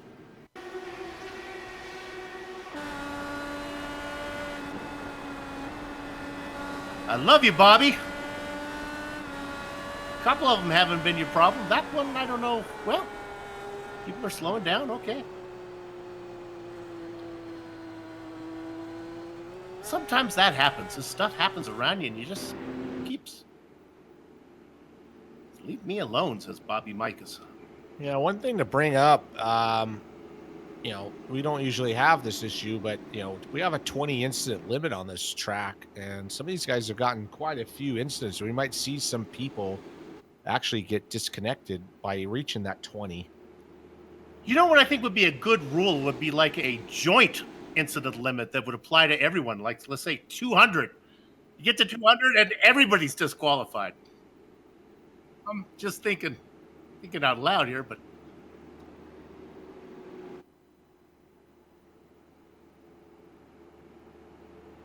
Connor Harrington, your leader. Adam Blocker right behind him. They are not on the same pit strategy. I do not believe. Bring up this Rookie of the Year standing since we had our leader out, Damon Martinez. Mike Rigney was sitting in third spot, only 36 points behind, but right now he's doing a good job sitting in eighth. So it's going to be, if he can stay right there, he's going to really close up that battle for the last couple of races. It is National Storytelling Day, and the story of this race has been yellow flags. There have been many and often. If it is true that yellows breed yellows, we've got ourselves a overpopulation crisis going on right now. It's like a bunch of rabbits out there. It is indeed. Yeah, yellows unfortunately do breed yellows. It does bring the racing back, to what we want to watch, but it does bunch everybody up and causes problems. So, we do have 23 cars on the lead lap. Got quite a few cars still running. Looks like all the way down to Dustin Wardlow in 29th. He's probably our last car running, 10 laps down, 11 laps down. So we still have a healthy field out there, but hopefully we can get a little bit of a rhythm, start cranking out some laps. I want to see what happens. I want to see a green flag pit stop. That's what I want to see. Lights are off. Richie, before we go back to green, you've done some real-world racing. On long yellow flag runs, can you let your mind wander? Do you think about, the kids got to do better in math, or do you really even stay focused even during yellow flags? In something like this, you get bored as hell out there, and you start kind of thinking about what you're going to have for dinner. All right, the pace car is in. Connor Harrington on the throttle. Adam Blocker behind. They have been very competitive. They may be the fastest 2 cars out there. They are separated by about 5 car lengths and about 30 laps as far as pit strategy goes. Yeah, before that last yellow flag, Adam Blocker made that move on Samuel and really started closing in on Connor Harrington like he's doing right now. Samuel Ryan doing a good job hanging in there in 3rd spot. He's going to get passed right now by Big Joe Assert. Big Joe plowing his way through up the inside in turn 2. Dan Guerin hanging in there, moving up to 5th spot, basically where he should be running that spotlight sticker right on his car from our race sponsor. Boy, I bet you he's getting a lot of use of that one today. You may need to race with sunglasses on with all the lights that are going to be coming on his monitor. Yeah, it's a perfect example of where you need to do it. Right now, Adam Blocker all over the back of Connor Harrington. He's going to be looking to make a move right there, as you can see on our screen, going down into turn 3 and 4. They approach 1 and 2, and he's looking to make a move right here, although Connor Harrington's going to give him the inside, so that was interesting. And maybe he's just better off just letting Adam go and just kind of see how it plays out at this point. Blocker makes the move. And now Harrington will be in that dreaded arrow push that the Professor Lugnut talks so much about. Mike Rigney, what we talked about, our guy in the Rookie of the Year standings, has moved his way up to 6 now around Samuel Ryman. Samuel Ryman probably paying a little bit of a price now for those tires, but he's still doing a good job hanging in there in that top 10 position. You're looking at that battle. Director, let's go back to 7th real quick to Ryman because I think things are heating up here. Oh, he almost gets collected by Joe Flanagan. Trying to get out of the way. Flanagan gets underneath him. The next blue car is Yazik. Now that is Jason Galvin trying to get underneath, trying to make it 3 wide back there. Joe Branch gets underneath Ryman. Yeah, unfortunately, Joe Flanagan kind of showed his nose on Samuel. Samuel got off the gas. That killed his momentum, and then these next 3 guys just kind of took advantage of that, 2 guys, and went right on by him. And Brad gets him, so that settles down. Once Adam Blocker got around Connor Harrington, it was check his luggage for stolen towels because he has checked out. Yeah, Blocker with a 2.5 second lead. Yeah, he's taken off. I think Connor knew he was a little bit faster, so he just let him go. Not his fight at the moment. It's got a long ways to go. Big Joe Hassert catching back up to Connor Harrington as well. He's going to be looking to get back into that 2nd position, which he held from the start of the race. Look at that battle right there. How about a kiss for your cousin Dupree? Isaiah Dupree running in 4th, up 7 spots, putting on a great show. He's got Dan Guerin behind him, and Guerin could not get around him. Another driver having a good run is the 3rd car in line, the blue one of Mike Rigney. Dupree and Rigney having outstanding runs. Yeah, Mike Rigney right now looking to make a move on Dan Guerin. Dan Guerin kind of got that arrow wash of Isaiah Dupree, had to back out of it. That brought Mike Rigney right up to the back of him.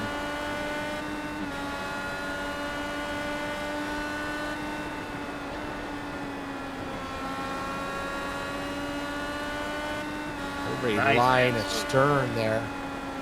Say all the way up to Big Joe. Let's see. Dan Guerin, sorry.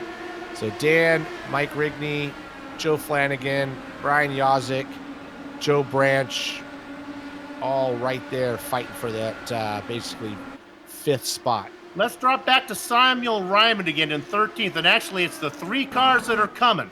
Ryan Carey, Stefan Larkamp, Bob Mikas in this mix. So Mikas is a lap down. Brian Beard is running in here too. These guys have been fighting.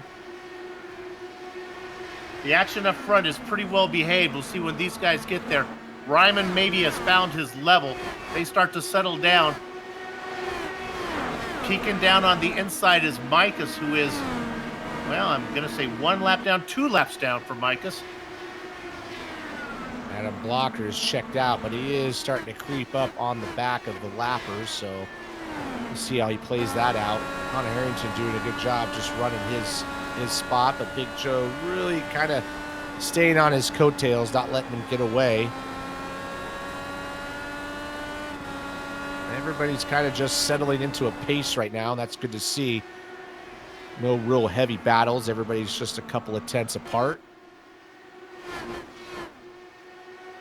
Coming up on 2 cars, George Anzaldo and John Hill. Not a battle for position, as Hill is a lap down, but we'll see how Blocker deals with him.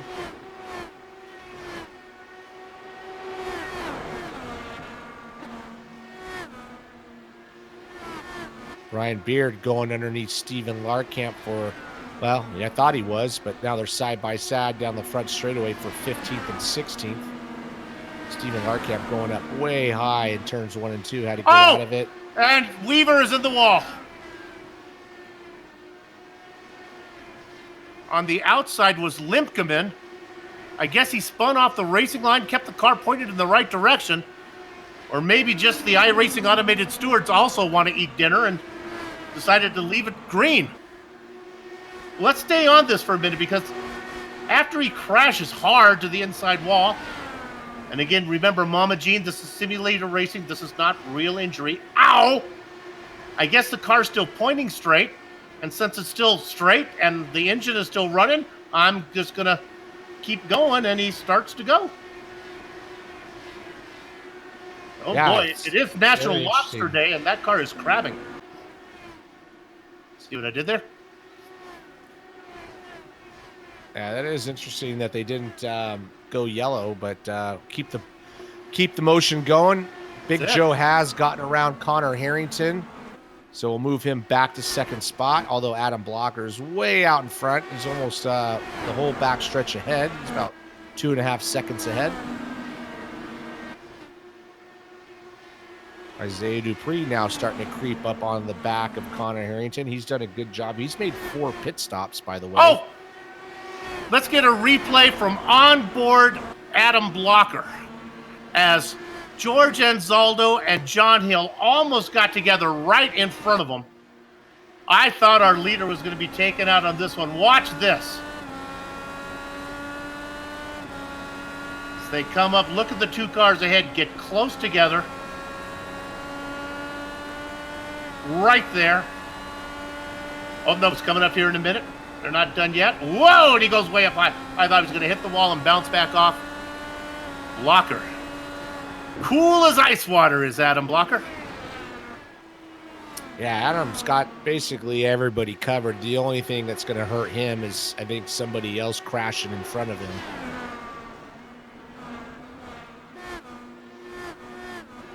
About 12th position, 11th position, Paul Jenkins just got around. James Brandt. Jenkins on the move. Yeah, we got some good action here. There's a big group of cars in front of Paul Jenkins at the moment. Some of these guys are a lap down. They're not all for position. That's Kinsella, who is a lap down, trying to get out of the way.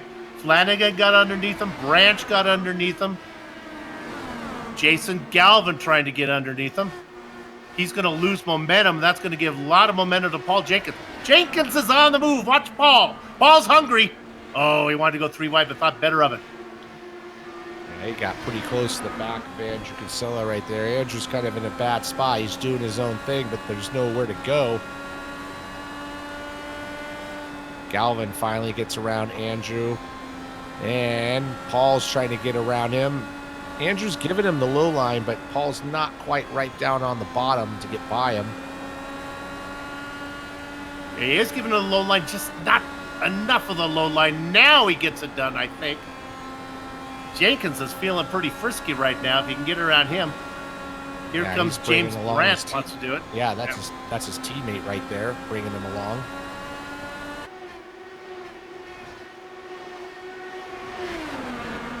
Ooh, I'm going to knock on this particle board right here. We've got ourselves a little bit of a green flag run. Now, going around the car is of George Anzaldo was Big Joe Hasser, but here comes Harrington. He gets around it, as does Isaiah Dupree. Dupree is having the race of his season. Nice run. Look at him go to the top side. That's not going to work, is it? Will he get some momentum off of here? It tightens up.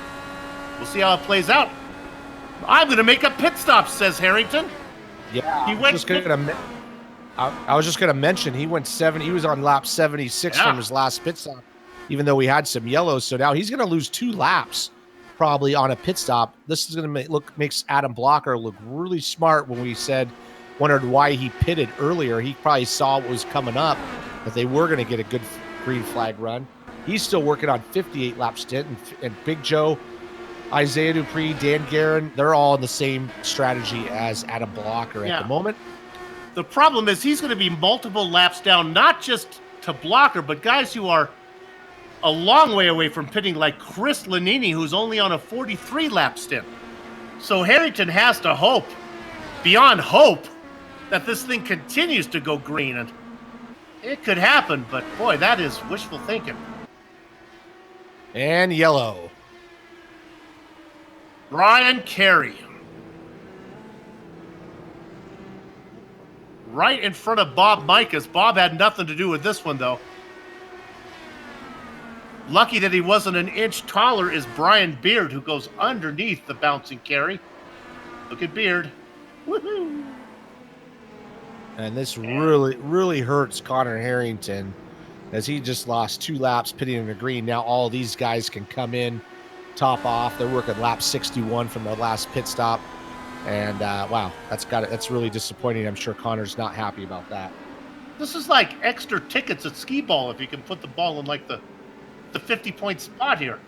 Puts it over the wall. And like I said, Adam Blocker is coming into the pit lane, bringing everybody with him.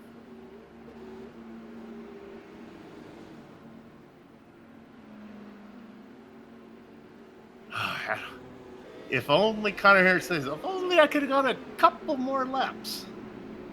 He will get 1 lap back.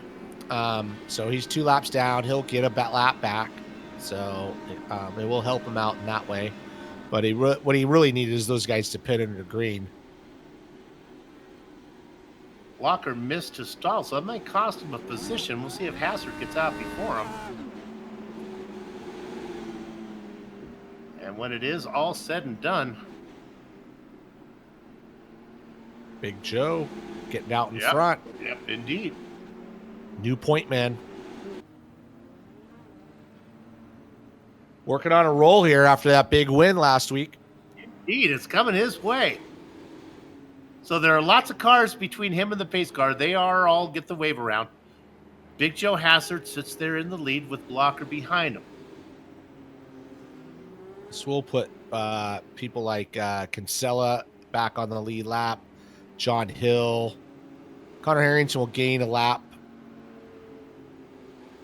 Bobby Mikas. Those guys will all gain a lap back here. We saw Samuel Ryman racing up front for a while, but he was caught in that Connor Harrington pit stop window. He goes a couple laps down, so it didn't work out for him. That's the price you pay when you get yourself up front. You have to make that stop.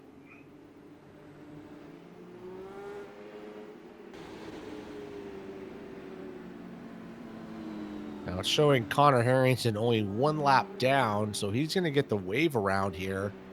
So that's going to put him on the lead lap.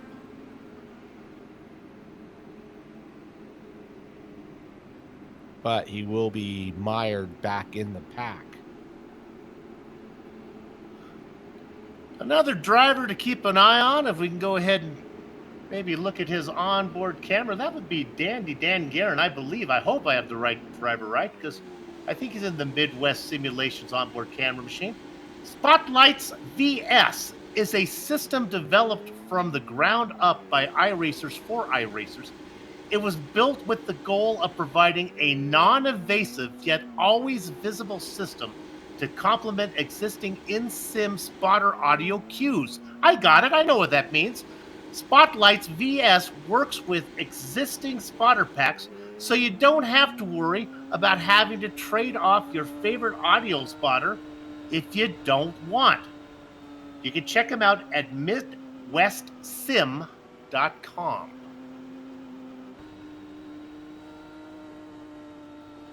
I have a custom audio pack that I had Mama Jean, my 96-year-old mother-in-law, make for me. It's a lot of, honey, be careful, there's 3 wide. It's really fun. Don't go too far, you should stop for fuel. Pace car is in. It is. A new leader's taking us to the green flag. It is Big Joe Hassard. Adam Blocker is in second. He was able to get around Harrington earlier. Let's see what Blocker could do with Hassard. Yeah, Blocker got an amazing start right behind Big Joe. And I don't think it's going to be long before he takes that position. But Joe's doing a good job holding them off at the moment. Those 4 guys, first, second through fourth, kind of got a little bit of a gap there to Brian Yazik. Blocker watching Hassard, checking out his racing line, seeing if there's an opening. Hassard covering the inside like wall-to-wall carpet, brings that left side right down on the yellow line. Blocker with nothing for him right now. No, I'm surprised. I thought Adam was going to be able to get around him right away, and right now, Big Joe's actually pulling away a little bit. So, coming off Big Joe. Yeah, he's got coming off a win, baby. He's chock full of confidence. Is Big Joe Hassard? He's running a little bit higher line too, so he's making it work about 1 groove up in 1 and 2. So nice job to him. Isaiah Dupree hanging in there with Adam Blocker and Dan Guerin there. Brian Yazik's closed up the gap a tiny bit. He's not too far away from Dan Guerin.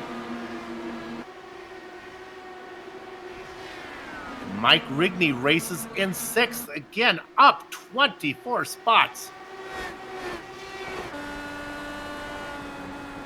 We've watched him and Flanagan, whose race started in 32nd.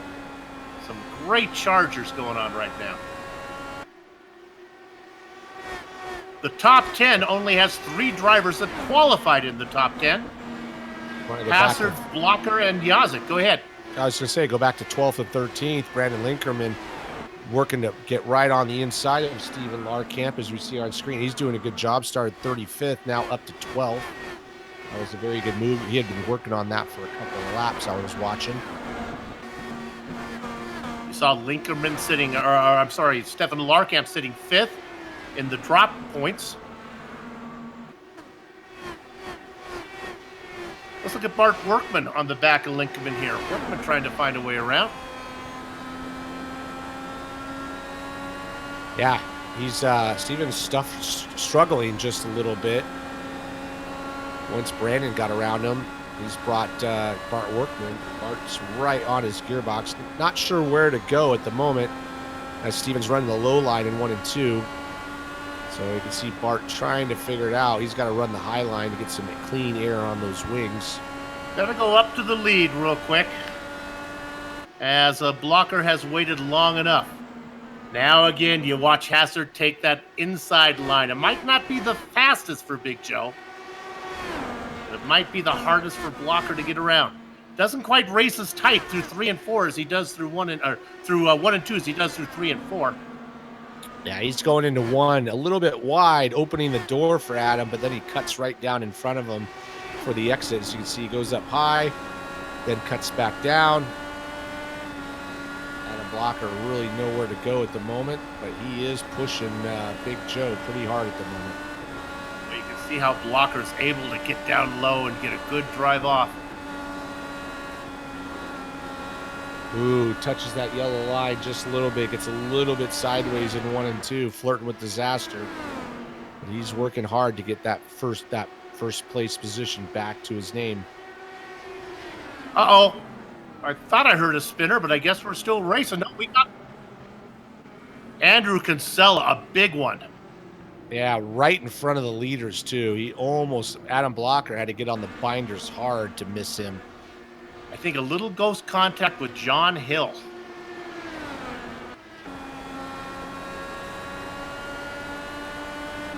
You are absolutely right on the move that Blocker made. Blocker basically parked the car. Yeah, it looked like a little bit of netcode from John Hill. But, yeah, right in front of the leaders that he had to stop. Unfortunately, that's a lot of damage to Andrew's car, so he's probably done for the night. Yeah, as you watch on board here, it just looks like they're not quite touching. Just sends Andrew in, and here comes Adam just on the binders.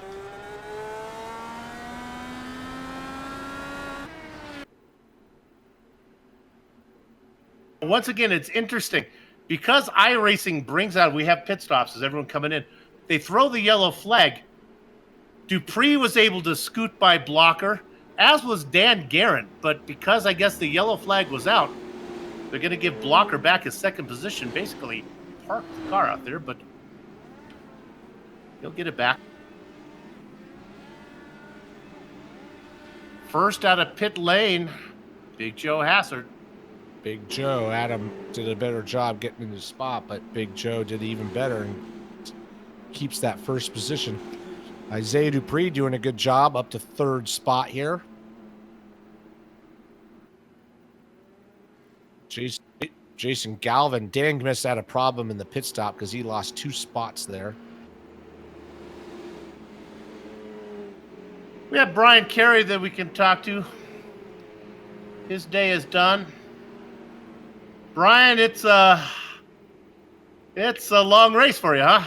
I guess it's over now. Yeah, I mean, it sucks to get that far into it and do something stupid like that. Like, I mean, I almost feel mercy for the guys that win out early and, to sit through all those cautions and then just to bin it on the apron there. So I'm glad you guys brought me in. I need to talk about my sadness right now.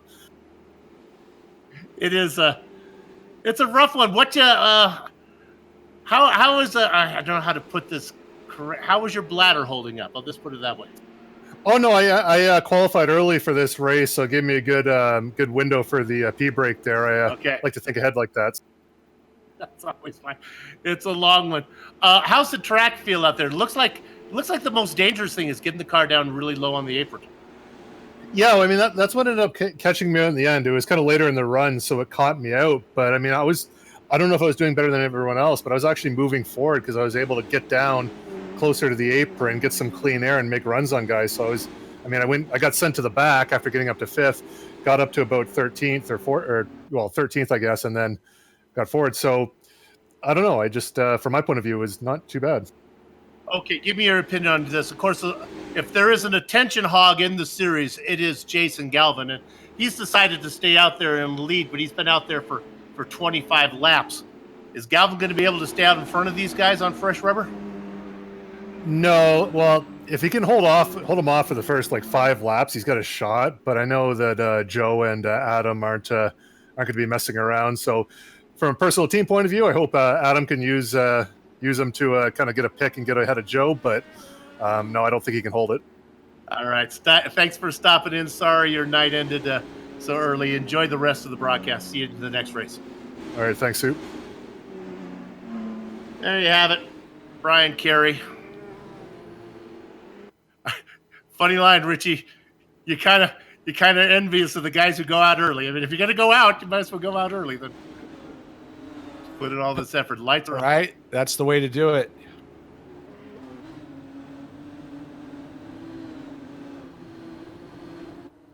Galvin, Harrington.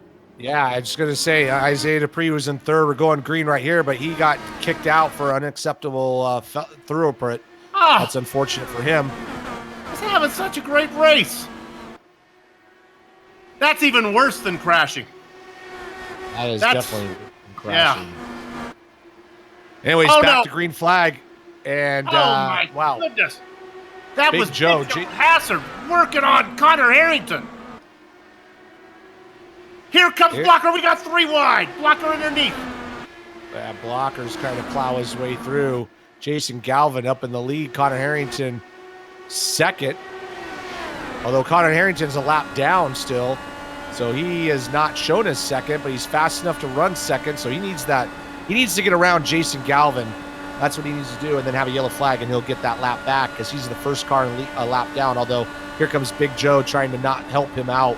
They know he's a fast car, so they're not going to give him any quarter. Oh, this is craziness going on. The best thing that Galvin could have hoped for with the nonsense going on behind him. Hazard now gets it done. Blocker is ahead of Harrington. Here comes, we haven't heard from him in a while, Dandy Dan Guerin gets underneath Harrington. That's going to open the door for the blue car of Brian Yosick. Yosick gets under Connor. Yeah, and Connor has every right to fight for that position because he's fast enough. He was leading, got caught out by that yellow, but now he's fallen back a little bit. And now Adam Blocker working hard on Big Joe. He's going to take the inside line into turn 3 and 4. He's going to have the inside line going into 1. I don't know if Big Joe's going to give it to him.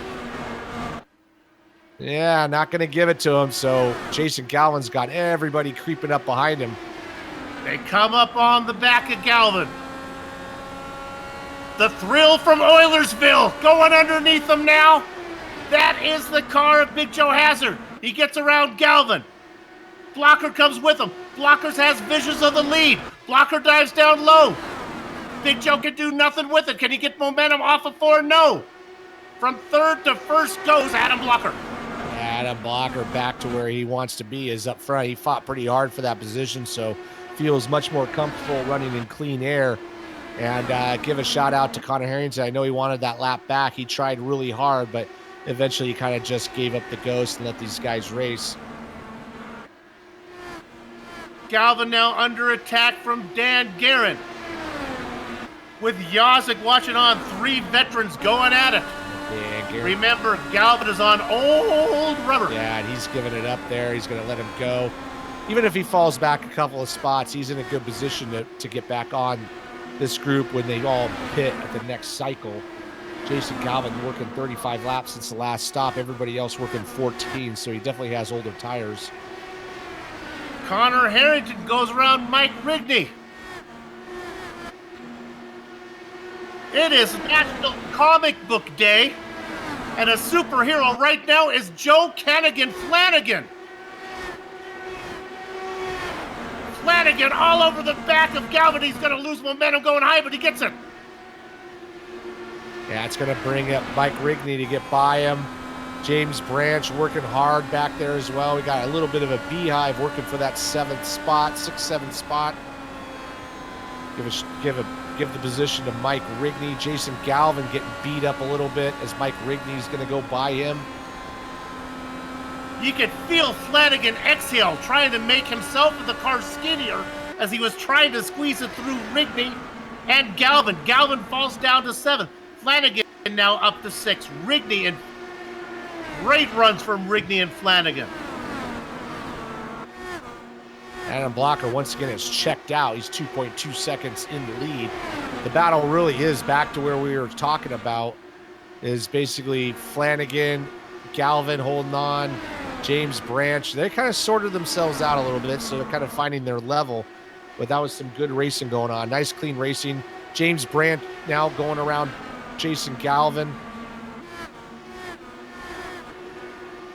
Galvin doing the best he can, but there's just not a lot of mechanical grip there on those old tires. That's Branch underneath him. Galvin gets a good line, good run through the second line, but it's not going to be enough. Branch picks up a spot.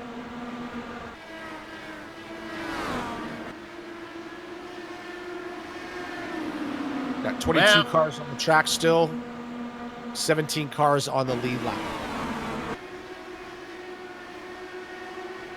As the car count shrinks, as the herd thins, the chances for a longer green flag run increases.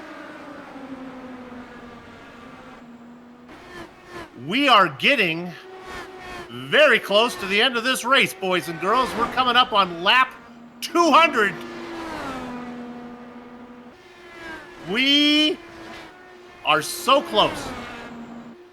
The guys should be able to go the distance. There will be no more pit stops. I don't know if they can make it from here, though. I mean, they've been out there Adam Blocker's been out there for 25 laps, and that has been some green flag running. So I think we're going to need one more stop to make it to the end. Well, according to the race analysis, they said they could go 65. So, we got 65 laps left now, but they've already done 26. So, there's going to be one more stop. I sure hope we get some green flag stops because that's going to decide the race right there. You know, you are correct. My time in scoring chopped off the last digit. I was looking at 26 laps to go. All right. Never mind. Think if we get some green flag stops, that's going to decide the field because coming off turn 3 into the pit lane is really tricky, and coming off of that pit lane onto the backstretch is really hard under green flag conditions. So I hope we see it, and we'll really see the skill of these drivers. My stomach is so disappointed. It thought it was only 26 laps away in post-race interviews from a pizza.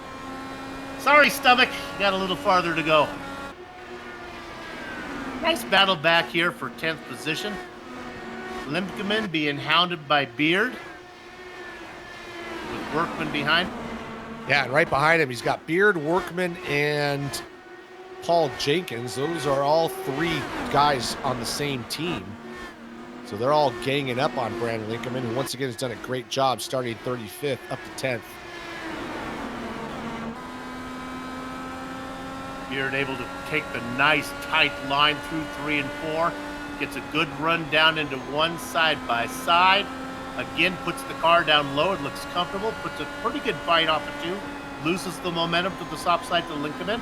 Linkman gives Beard room. They come across as a dead heat at the line. The car on the inside should have the advantage here. Let's see if he can finish the deal. Beard, again, gets it down low. He gets really loose. Limpkeman with the momentum, and that's going to open the door for Workman if he wants it. Workman will wait.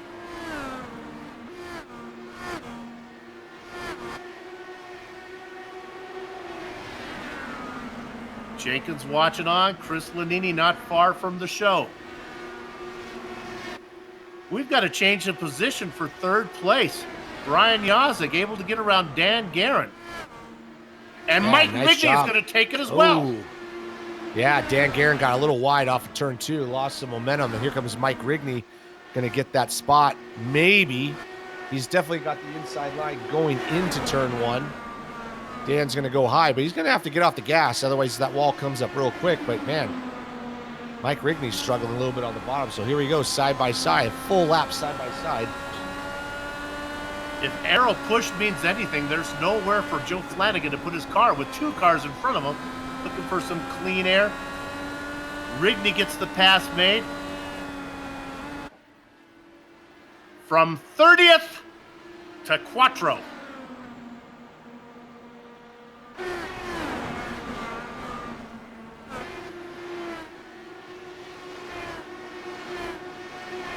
All right, we're working lap 38 since Adam pitted last, so we're creaking it up on it.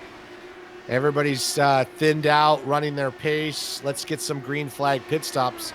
I'm sure these guys are going to take it right to the end, but I know they can't make it, so we will see a pit stop at some point. Tyler Groff goes a lap down, 15 cars on the lead lap.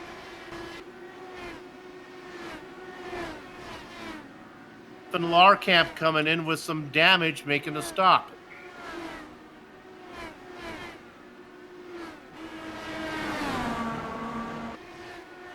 And I can report that Larkamp put it in the wall coming out of 2. Coming out of 4. We don't need to go there. And then immediately took the car down to the apron.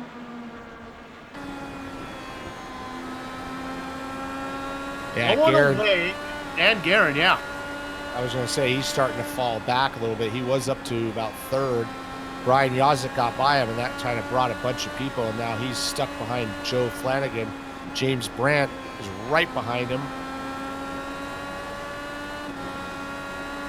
And Adam Blocker is just taking off. He is 4 seconds ahead of Big Joe.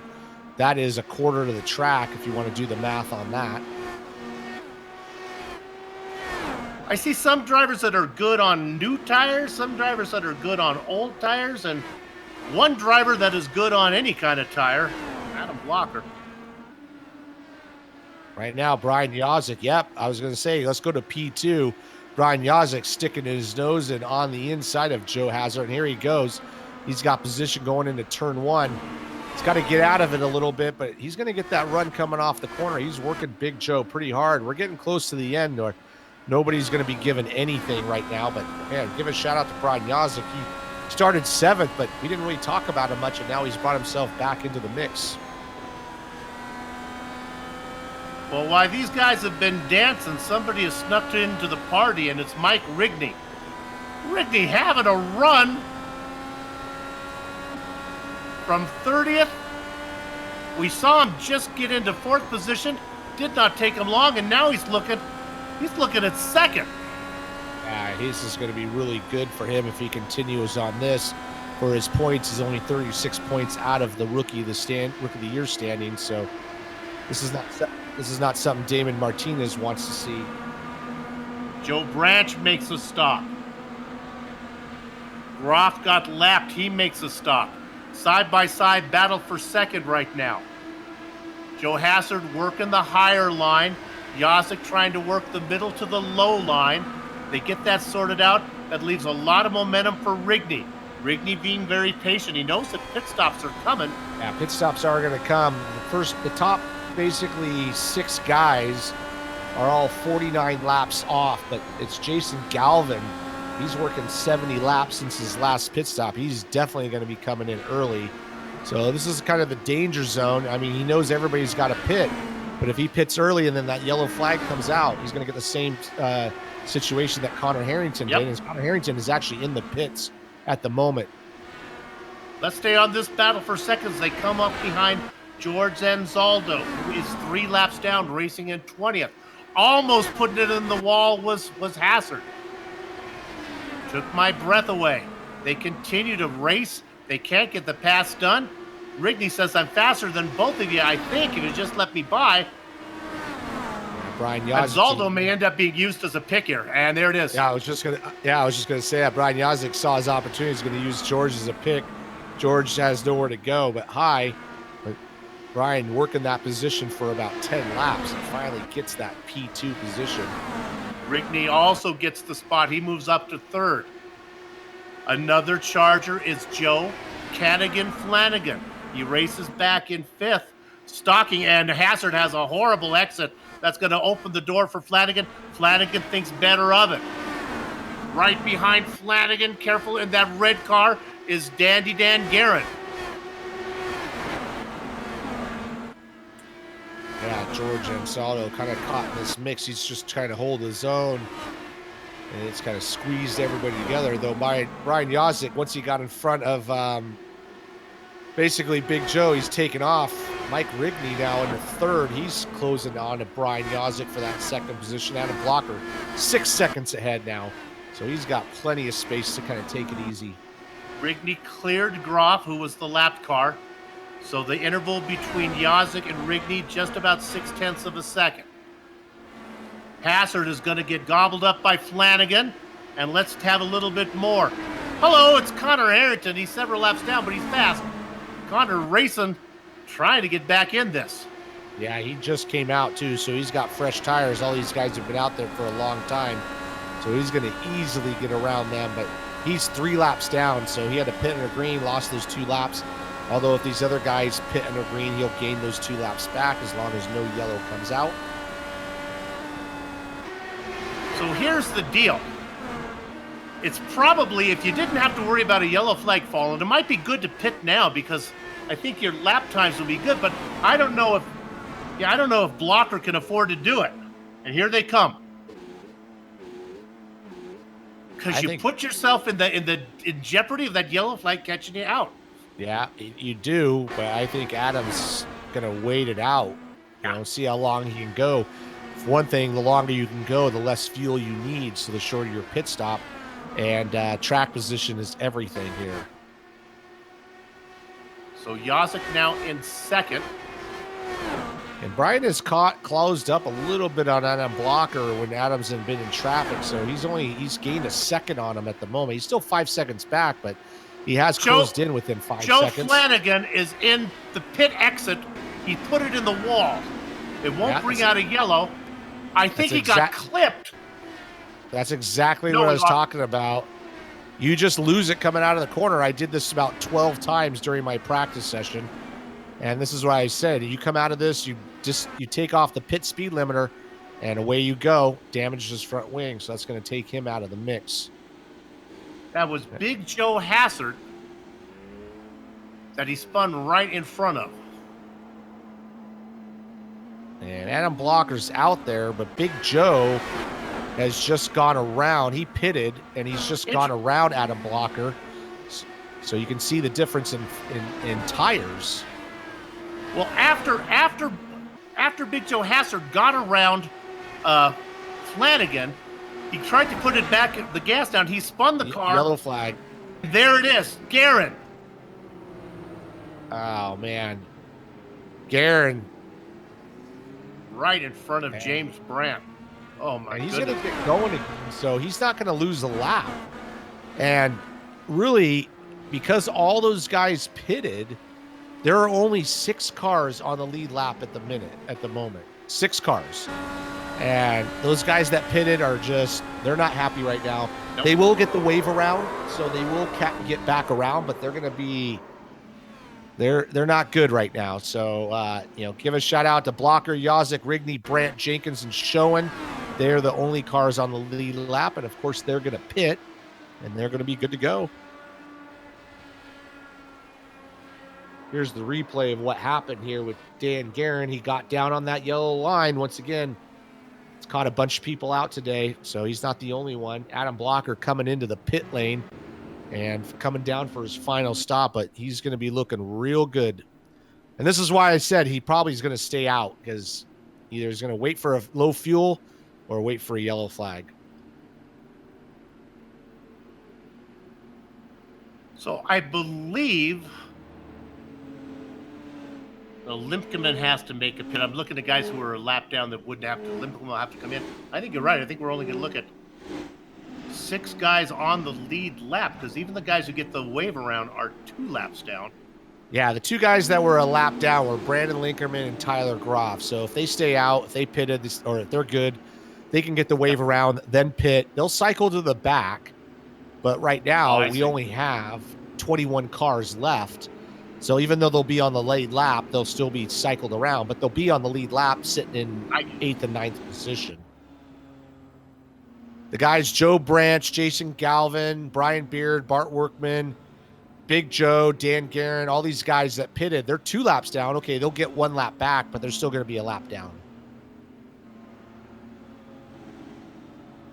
So unfortunately, all those guys that pitted early, trying to take advantage of the good tires, just got kind of crapped on a little bit.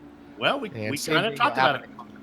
Yeah, it's a risk. I mean, depending on your car's handling, but Adam Blocker and those guys did the right thing, just staying out and hoping for a yellow flag, and it worked out for them.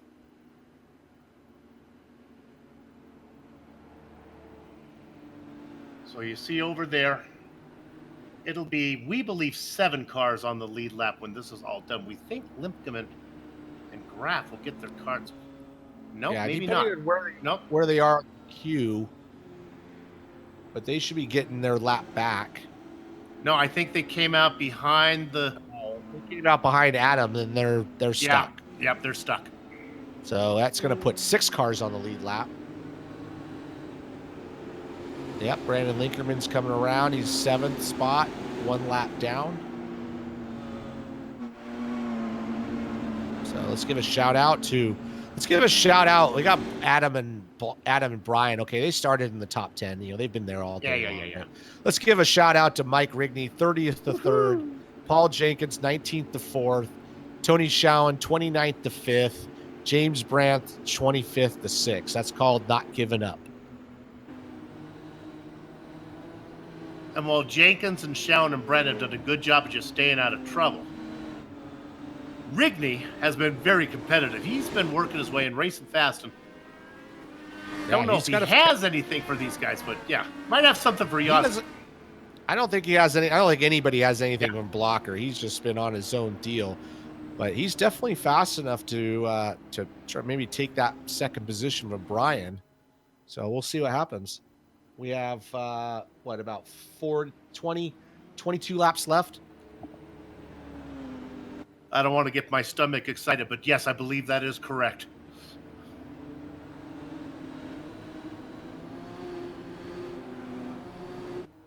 Right, well, for lights are Adam Blocker, off. it is it's Thursday morning. He's racing on the East Coast, and he's on the gas. 15 seconds a lap, 22 of them. We're going to be over fast. Yazik doing a good job of trying to stay with Blocker until they get to corner number 4, where Blocker is so strong.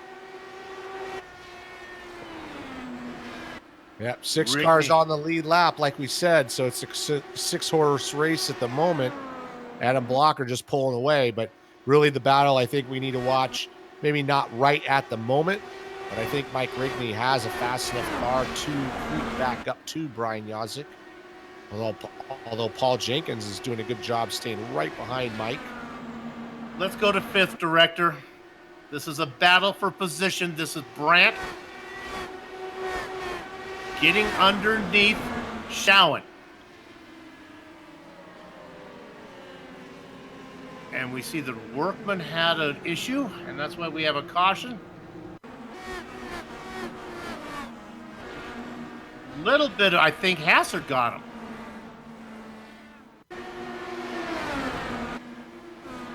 Although I'm not sure if he was on pace. You know what? I'm going to give Big Joe the pass on this one. I think that Bart's car got a little bit squiggly. Let's watch the car up there. Yeah, it does. See, Big Joe? We're always looking for the benefit of the doubt.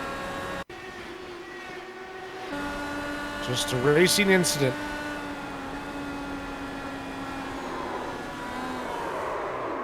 All right, now I don't want... See his steering wheel there. He had to do a little correction, get off the gas, and unfortunately Big Joe was close enough where he couldn't avoid him. We got 6 cars on the lead lap. We got 7 cars 1 lap down. I know every position is important, but I don't want to get up. I'm not sure I can get up on my soapbox and preach about guys a lap down causing a yellow flag, but let's see if we can get this thing done with a nice green flag finish here, boys. Well, we do have 7th, 8th, 9th, 10th, 11th, 12th, and 13th all on the same lap. So they're racing for position. So you got to give them, kind of, a pass. And then so you have almost 2 races going on. You have the top 6, and then you have the next 6.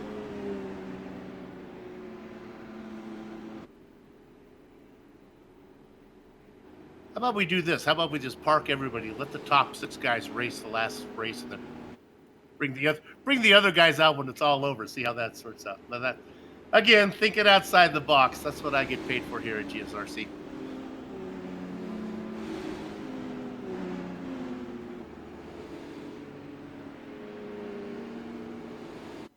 We've got all of our sponsored plugs in. We've done everything. We've talked to one of the title sponsors of the race, and now we just got what are we going to have here? About 14 laps of green flag shootout, right, Richie?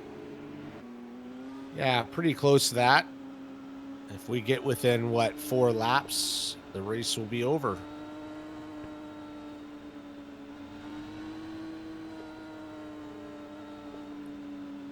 Short track racing here on the GSRC, the Lionheart Series, one of the shorter tracks they go on.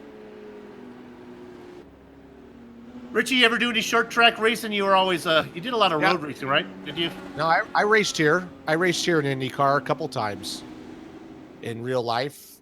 It's just as wild as it looks like. It's like a big bowl you're racing around. Although it was a lot of fun, but it is hectic, man. It is so fast.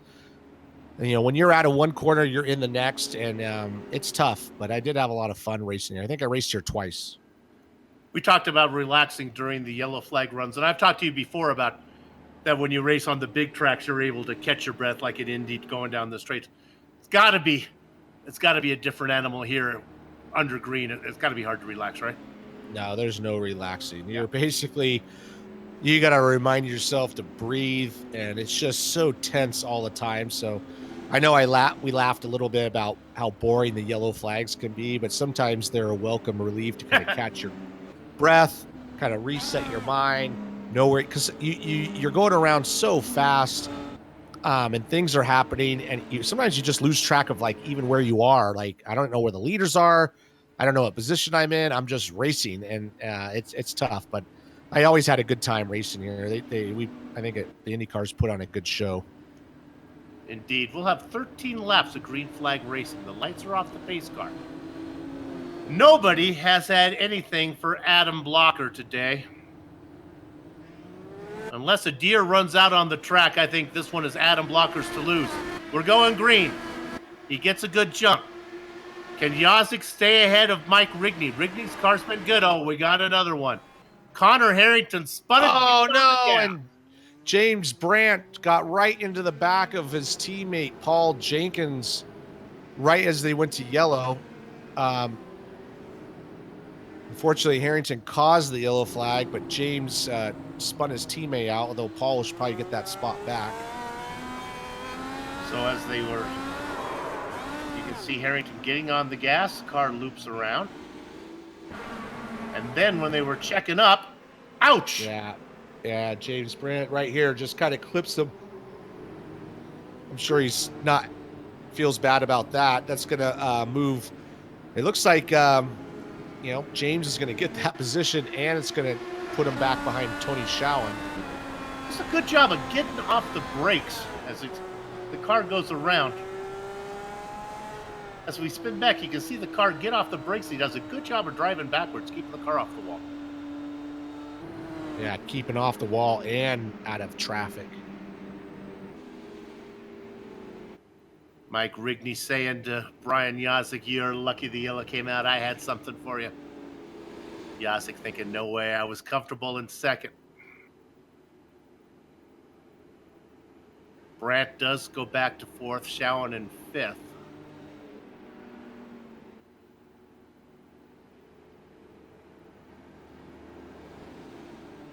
Paul Jenkins remains on the lead lap. Yeah, he didn't hit it. Yeah. He didn't hit anything, and he's the last car in the lead lap, so he's in sixth. But I was just checking that myself. He's got a bunch of cars in between him and Tony Schowen. He's got Jason Galvin, Tyler Graff, Samuel Ryman, Bobby Mikas, George Enzaldo, Brian Beard, Chris Lanini, Brandon Linkerman. Then there's Tony Schowen. So he not only lost 2 spots, but there's about 7 guys in between him and the next position. Honestly, if I was on the box for Jenkins, I'd pit. I'd get to the back of this. You're not going to be able to catch Tony Schowen, and you're in amongst it right now. Don't jeopardize that 6th place finish. You're right. You're absolutely right. Why not pit? Those guys aren't going to pass you. You'll have fresh tires, and the worst you could do is 6th, which you're in right now. There you have it. Is he listening to the broadcast as Paul Jenkins comes in? I guess so. He's coming in.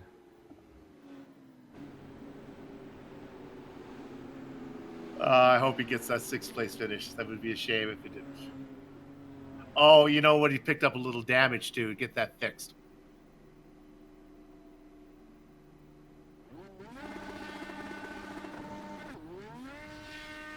All right, the lights are still going back and forth, left and right, like the eyes on a cat clock. Let's hope they come off this time. Beautiful Medina Mendez hailing out of Long Beach, California. And indeed, she flicks the switch. The lights go off. Lights are out, 9 to go. All we need is basically 5 more green flag laps, right? Yes, that's right. Let's we're going to get this one in. We'll have 7 laps of green flag racing when we go green. If we're going to have a caution, let's have it quick so we can finish this one on the green, but we're going to get the whole thing in. Paul Jenkins does return to the track. He is at the back of the train, sitting in sixth, last car on the lead lap. Bring it home safe. Pace car pulls in. For the final time tonight, Adam Blocker is on the gas, leading him to the green. Brian Yosick is in second with Mike Rigney right behind him. Brandt and Schowen have a chance for their position. Everything else is academic. They get that lap in clean. Brandon Limkeman makes his way around Schowen, but is not for a position. Laniti races in eighth, Limkeman in seventh, separated by Schowen. The front five on the lead lap out in front. Yeah, Brian Yosick doing a good job. He's staying pretty close to Adam Blocker, but Adam's got this thing. He's been the class of the field the whole race.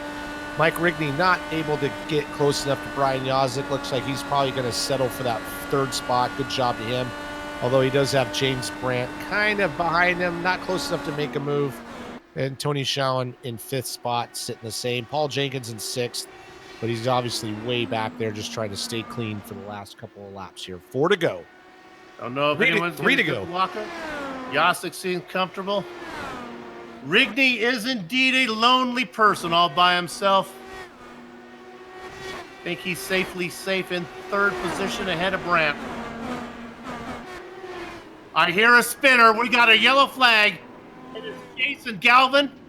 Samuel Ryman involved in it. I think it starts with Galvin getting into Ryman. Dandy Dan Guerin is doing somersaults. Ryman tries to keep the car going so he doesn't lose position. I think he's going to finish with a part of a car. Meanwhile, the white flag is out.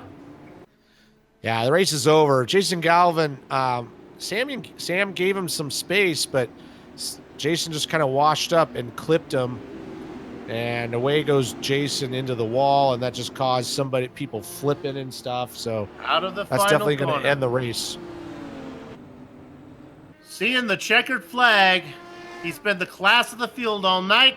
He'll have to finish under yellow. It is Adam Blocker. Yosick gets second. A great run for Mike Rigney, 30 to third. The top five is rounded out by James Brandt, Tony Schowen, and indeed Paul Jenkins comes across the line on the lead lap in sixth place. We made it to the end, but our broadcast isn't over. We're going to take a short break here on the iRacing Esports Network, but we'll come back and run down the entire finishing order, talk to some of the drivers on the Plasma Tracks Victory Lane post-race show. You're watching the Global SimRacing Channel.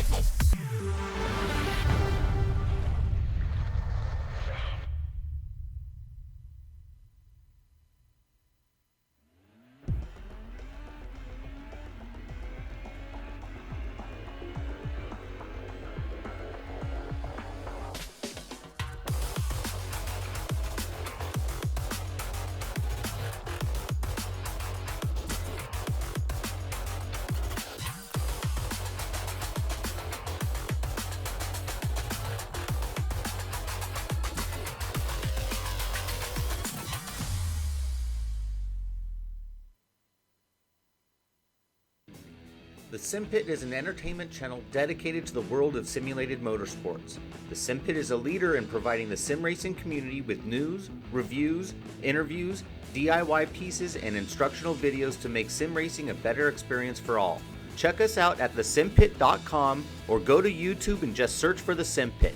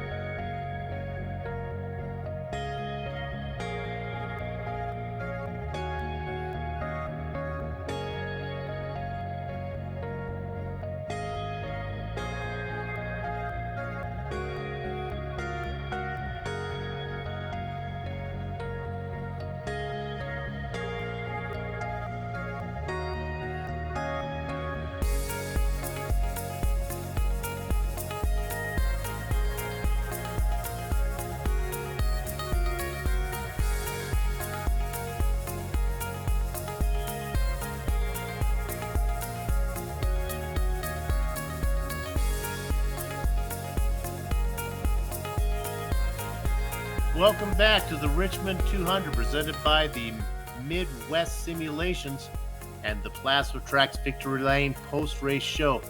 If you're struggling to find something for the person who has everything, I have the website for you. Plasma-tracks.com not only produces original racetrack wall art, motorsports trophies, home decor, and motorsports fabrications are also available. You can't understand what they do. You got to see it to believe it, and you can see it all at plasma-tracks.com. Use promo code LRS2019 to get 25% off your order. And here is 100% of the Sim Pit finishing order here for the Richmond 200, presented by Midwest Simulations. Our winner, Adam Blockery, was the class of the field. Brian Yazik is in second, a great run, 30th to 3rd for Mike Rigney. James Brandt and Tony Schowen also had good runs from 25th and 29th to go 4th and 5th. Paul Jenkins gets 6th position. Then we get to the guys that were one lap down. Brian Lipkeman, Chris Lanini, 9th and 10th, Big Joe Hassard. Tough break for him. He was running up front all night. And Tyler Graff. Richie? Joe Branch, a lap down here in 11th. Brian Beard, he's the first car 2 laps down in 12th. Connor Harrington led some laps, but really got caught out by an untimely yellow. He's going to finish 13th. Dan Guerin tried hard, got up to the front, had some issues at the end, finishing 14th. Jason Galvin finishing 3 laps down here, 15th. George Anzaldo also ran up front, had some good runs, but ends up in 16th. Bobby Mikas, 17th. Samuel Ryman got caught out in the end there in 18th. John Hill, 19th. And Bart Workman is 20th, 18 laps down. In blackjack and the inside of the pit lane wall, Joe Cannigan Flanagan. Double duck spot goes to Stephen Larkamp. Isaiah Dupree goes 23rd. The next driver is Andrew Kinsella with Brian Carey in 25th. The next 5 spots, Justin Weaver, Ron Hacker, David Altman, Dustin Wardlow, and the Watchman, Mark Cole. 30th is going to be Christopher, Scotty Johnson, 32nd, 33rd, Damon Martinez, 34th, Michael Goodman, Ken Hacker in 35th, and 36, 266 laps down is going to be Brian Greenlee. Okay, with that done, I have the honor of talking to our race winner. It is Adam Blocker. I think he probably was able to ponder the meaning of life under all those yellow flag laps he had to run. Adam, you got the meaning of life all figured out now? Definitely have Richmond figured out. Definitely had it figured out tonight. Put in a great quality lap, and then really just was out front all night and didn't make any mistakes except I made one mistake in the pits one time. I slid my box a little bit and got behind Joe, and then but I got him back when Galvin and Harrington stayed out. Was able to take advantage of a little bit of traffic and get him, and then it was just smooth sailing after that. You don't use the brakes much here, but boy, you used them. You had to basically park the car out on the track to avoid an incident.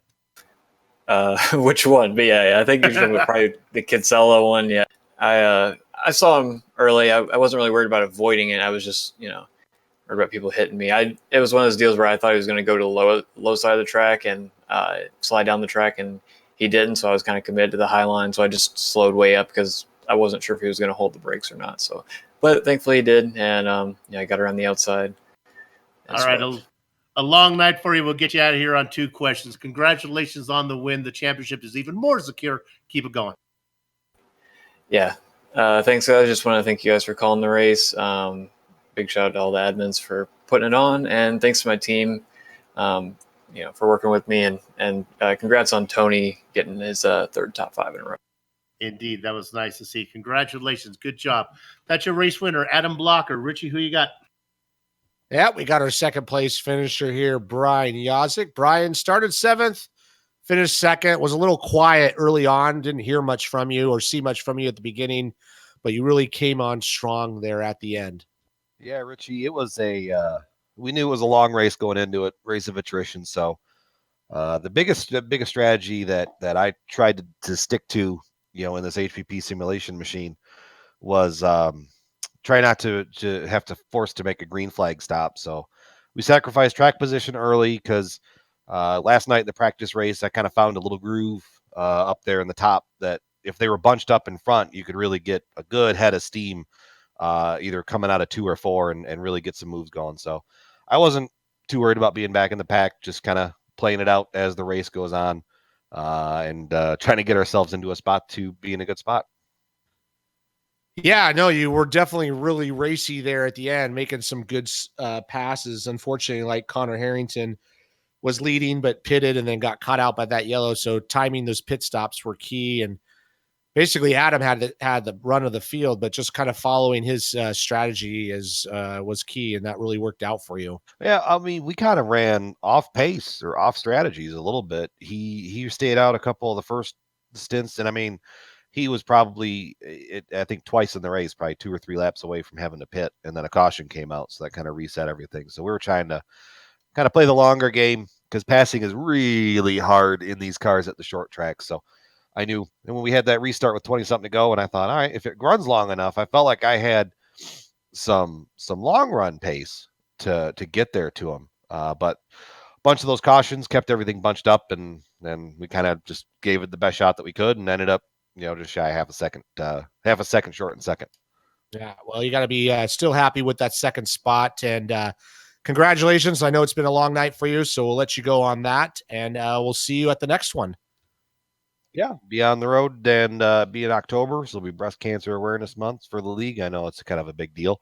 So we'll see a whole bunch of pink paint cars on the track whenever we go out next time.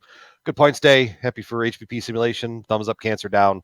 Midwest simulation. I tell you what, I'm going to plug them here, and I know Scott's going to be real happy about that. If you don't have a set of spotlights from Midwest simulation, I don't know what you're waiting on. Plenty of times I could clear myself before the spotter would kick in, and it was because of the spotlights sitting up my monitor. So go out there. We got a promo code. I'm sure Soup knows what it is because he's their promo code guru. So go out there, give that a look. And I think Blocker won his, so that's another set of lethalness that he has. But we'll see everybody down the road, and hope everybody had a good night. Awesome. Thank you, Brian. Soup, who you got? We're going to wrap it up with one more interview. We're going to talk to our 6th place finisher today. It is Paul Jenkins. Paul, 8th place last week, 6th place today. What you been drinking at the house? I must have figured out something because I'm getting some good spots here. But I think a lot of that was strategy, and came down to that. But honestly, the car felt good. I just spent a little too much time looking the wrong way down the track, having spun it early, and then got spun up again. And fortunately, it was Jay who got involved, and that sucks. But I feel bad, but I feel bad for him. I've been there, so. Let's talk strategy. What Richie and I were talking, because we were pulling for you to finish on the lead lap, and on that last restart after the spin, you were right back in the mix of everything. And I go, he should really just get out of there and get back to the back. Sure enough, he went in, got repairs, and you could just bring it home from. Yeah, discretion a better part of valor there. I knew I had some damage. Somebody had said I had bent up rear wing. I contemplated. I was like, maybe I could just hold on to it, but there's nothing lost by going in and getting replaced. It's 15 seconds, and so I figured I'd just go in and just get it done and get some fresh tires on there and at least be able to hold on to the 6. There's no harm, no foul there. So, it just made more sense. All right. Well, 8th place last time, 6th place tonight. That means you're going to be in 4th next time if the pattern continues. Good luck. Let's get to 4th place. Brother, I'll take it. Thanks, guys. Paul Jenkins finishing sixth, last car on the lead lap. That's going to do it for us here at the Global Sim Racing Channel. Let me scroll down here to the bottom of this script so I can thank all the people I need to thank. And we're going to start by thanking, I know who it is. It's First Medical Equipment. Of course it is. They've been the source of medical supplies in the Burlington area for years because of their superior commitment to provide the absolute best in quality and customer service. Richie? Sim Experience. Let's thank them. Sim Experience, the team behind the AccuForce Pro V2 direct drive steering systems, by providing unparalleled realism and the most advanced tuning features on the market. The AccuForce provides a significant advantage to any sim racer. It can also make for an effective training tool for real-world drivers. For more information on the entire Sim Experience ecosystems, including their GS5C, Stage Series motion systems, and Sim 5 software, visit www.simexperience.com and use that promo code SimXLion to get 5% off Sim 5 software. Butt Kicker. Their products add instant immersion to any game, unlike a subwoofer that moves air and loses accuracy and force. Butt Kicker products moves actual mass, producing a haptic immersion, and that's powerful and accurate. Butt Kicker products add that missing driver-to-car connection, bringing more realism and immersion to your sessions. See all the family of products at thebuttkicker.com. Use promo code LION25 to get 25% off your order. Mr. Hearn, be careful because they didn't update the script for the next part. Good luck. To contact any of the sponsors you see on the screen right now, go to LionheartRacingSeries.com. Click on 2019 sponsors. Read or scroll to the bottom where you can click on that company logo. The iconic original music that lets your ears alert your eyes when you're watching a GSRC production comes courtesy of June Lalonde. See the screen for how to contact her. On the screen now are just some of the company's equipment and software that made this broadcast possible. The Lionheart Series returns in 1 week. I don't know when it returns, to be honest. It's actually it's a couple weeks. It's okay. not that. Yeah, there it is, October 9th. GSRC and IESN will be there to bring you all the action. We hope you join us. All right, on screen are some of the upcoming broadcasts, so check those out and mark them down on your calendar. If you'd like more information, go to globalsimracingchannel.com. We're also on Facebook at Global Sim Racing Channel, Twitter at GSR Channel, Facebook and Instagram at GSRC_Graham. And while you're there, go ahead and become one of our YouTube subscribers by hitting that big red button. Finally, on behalf of the entire crew, MFB, Richie, Amjad, and Dougie, I'd like to thank you all for watching, as it was indeed Adam Blocker picking up yet another win here at the Richmond 200, presented by Midwest Simulations. With that said, we're off to have fun storming the castle. So until next time, race clean, race hard, and we'll see you on the track.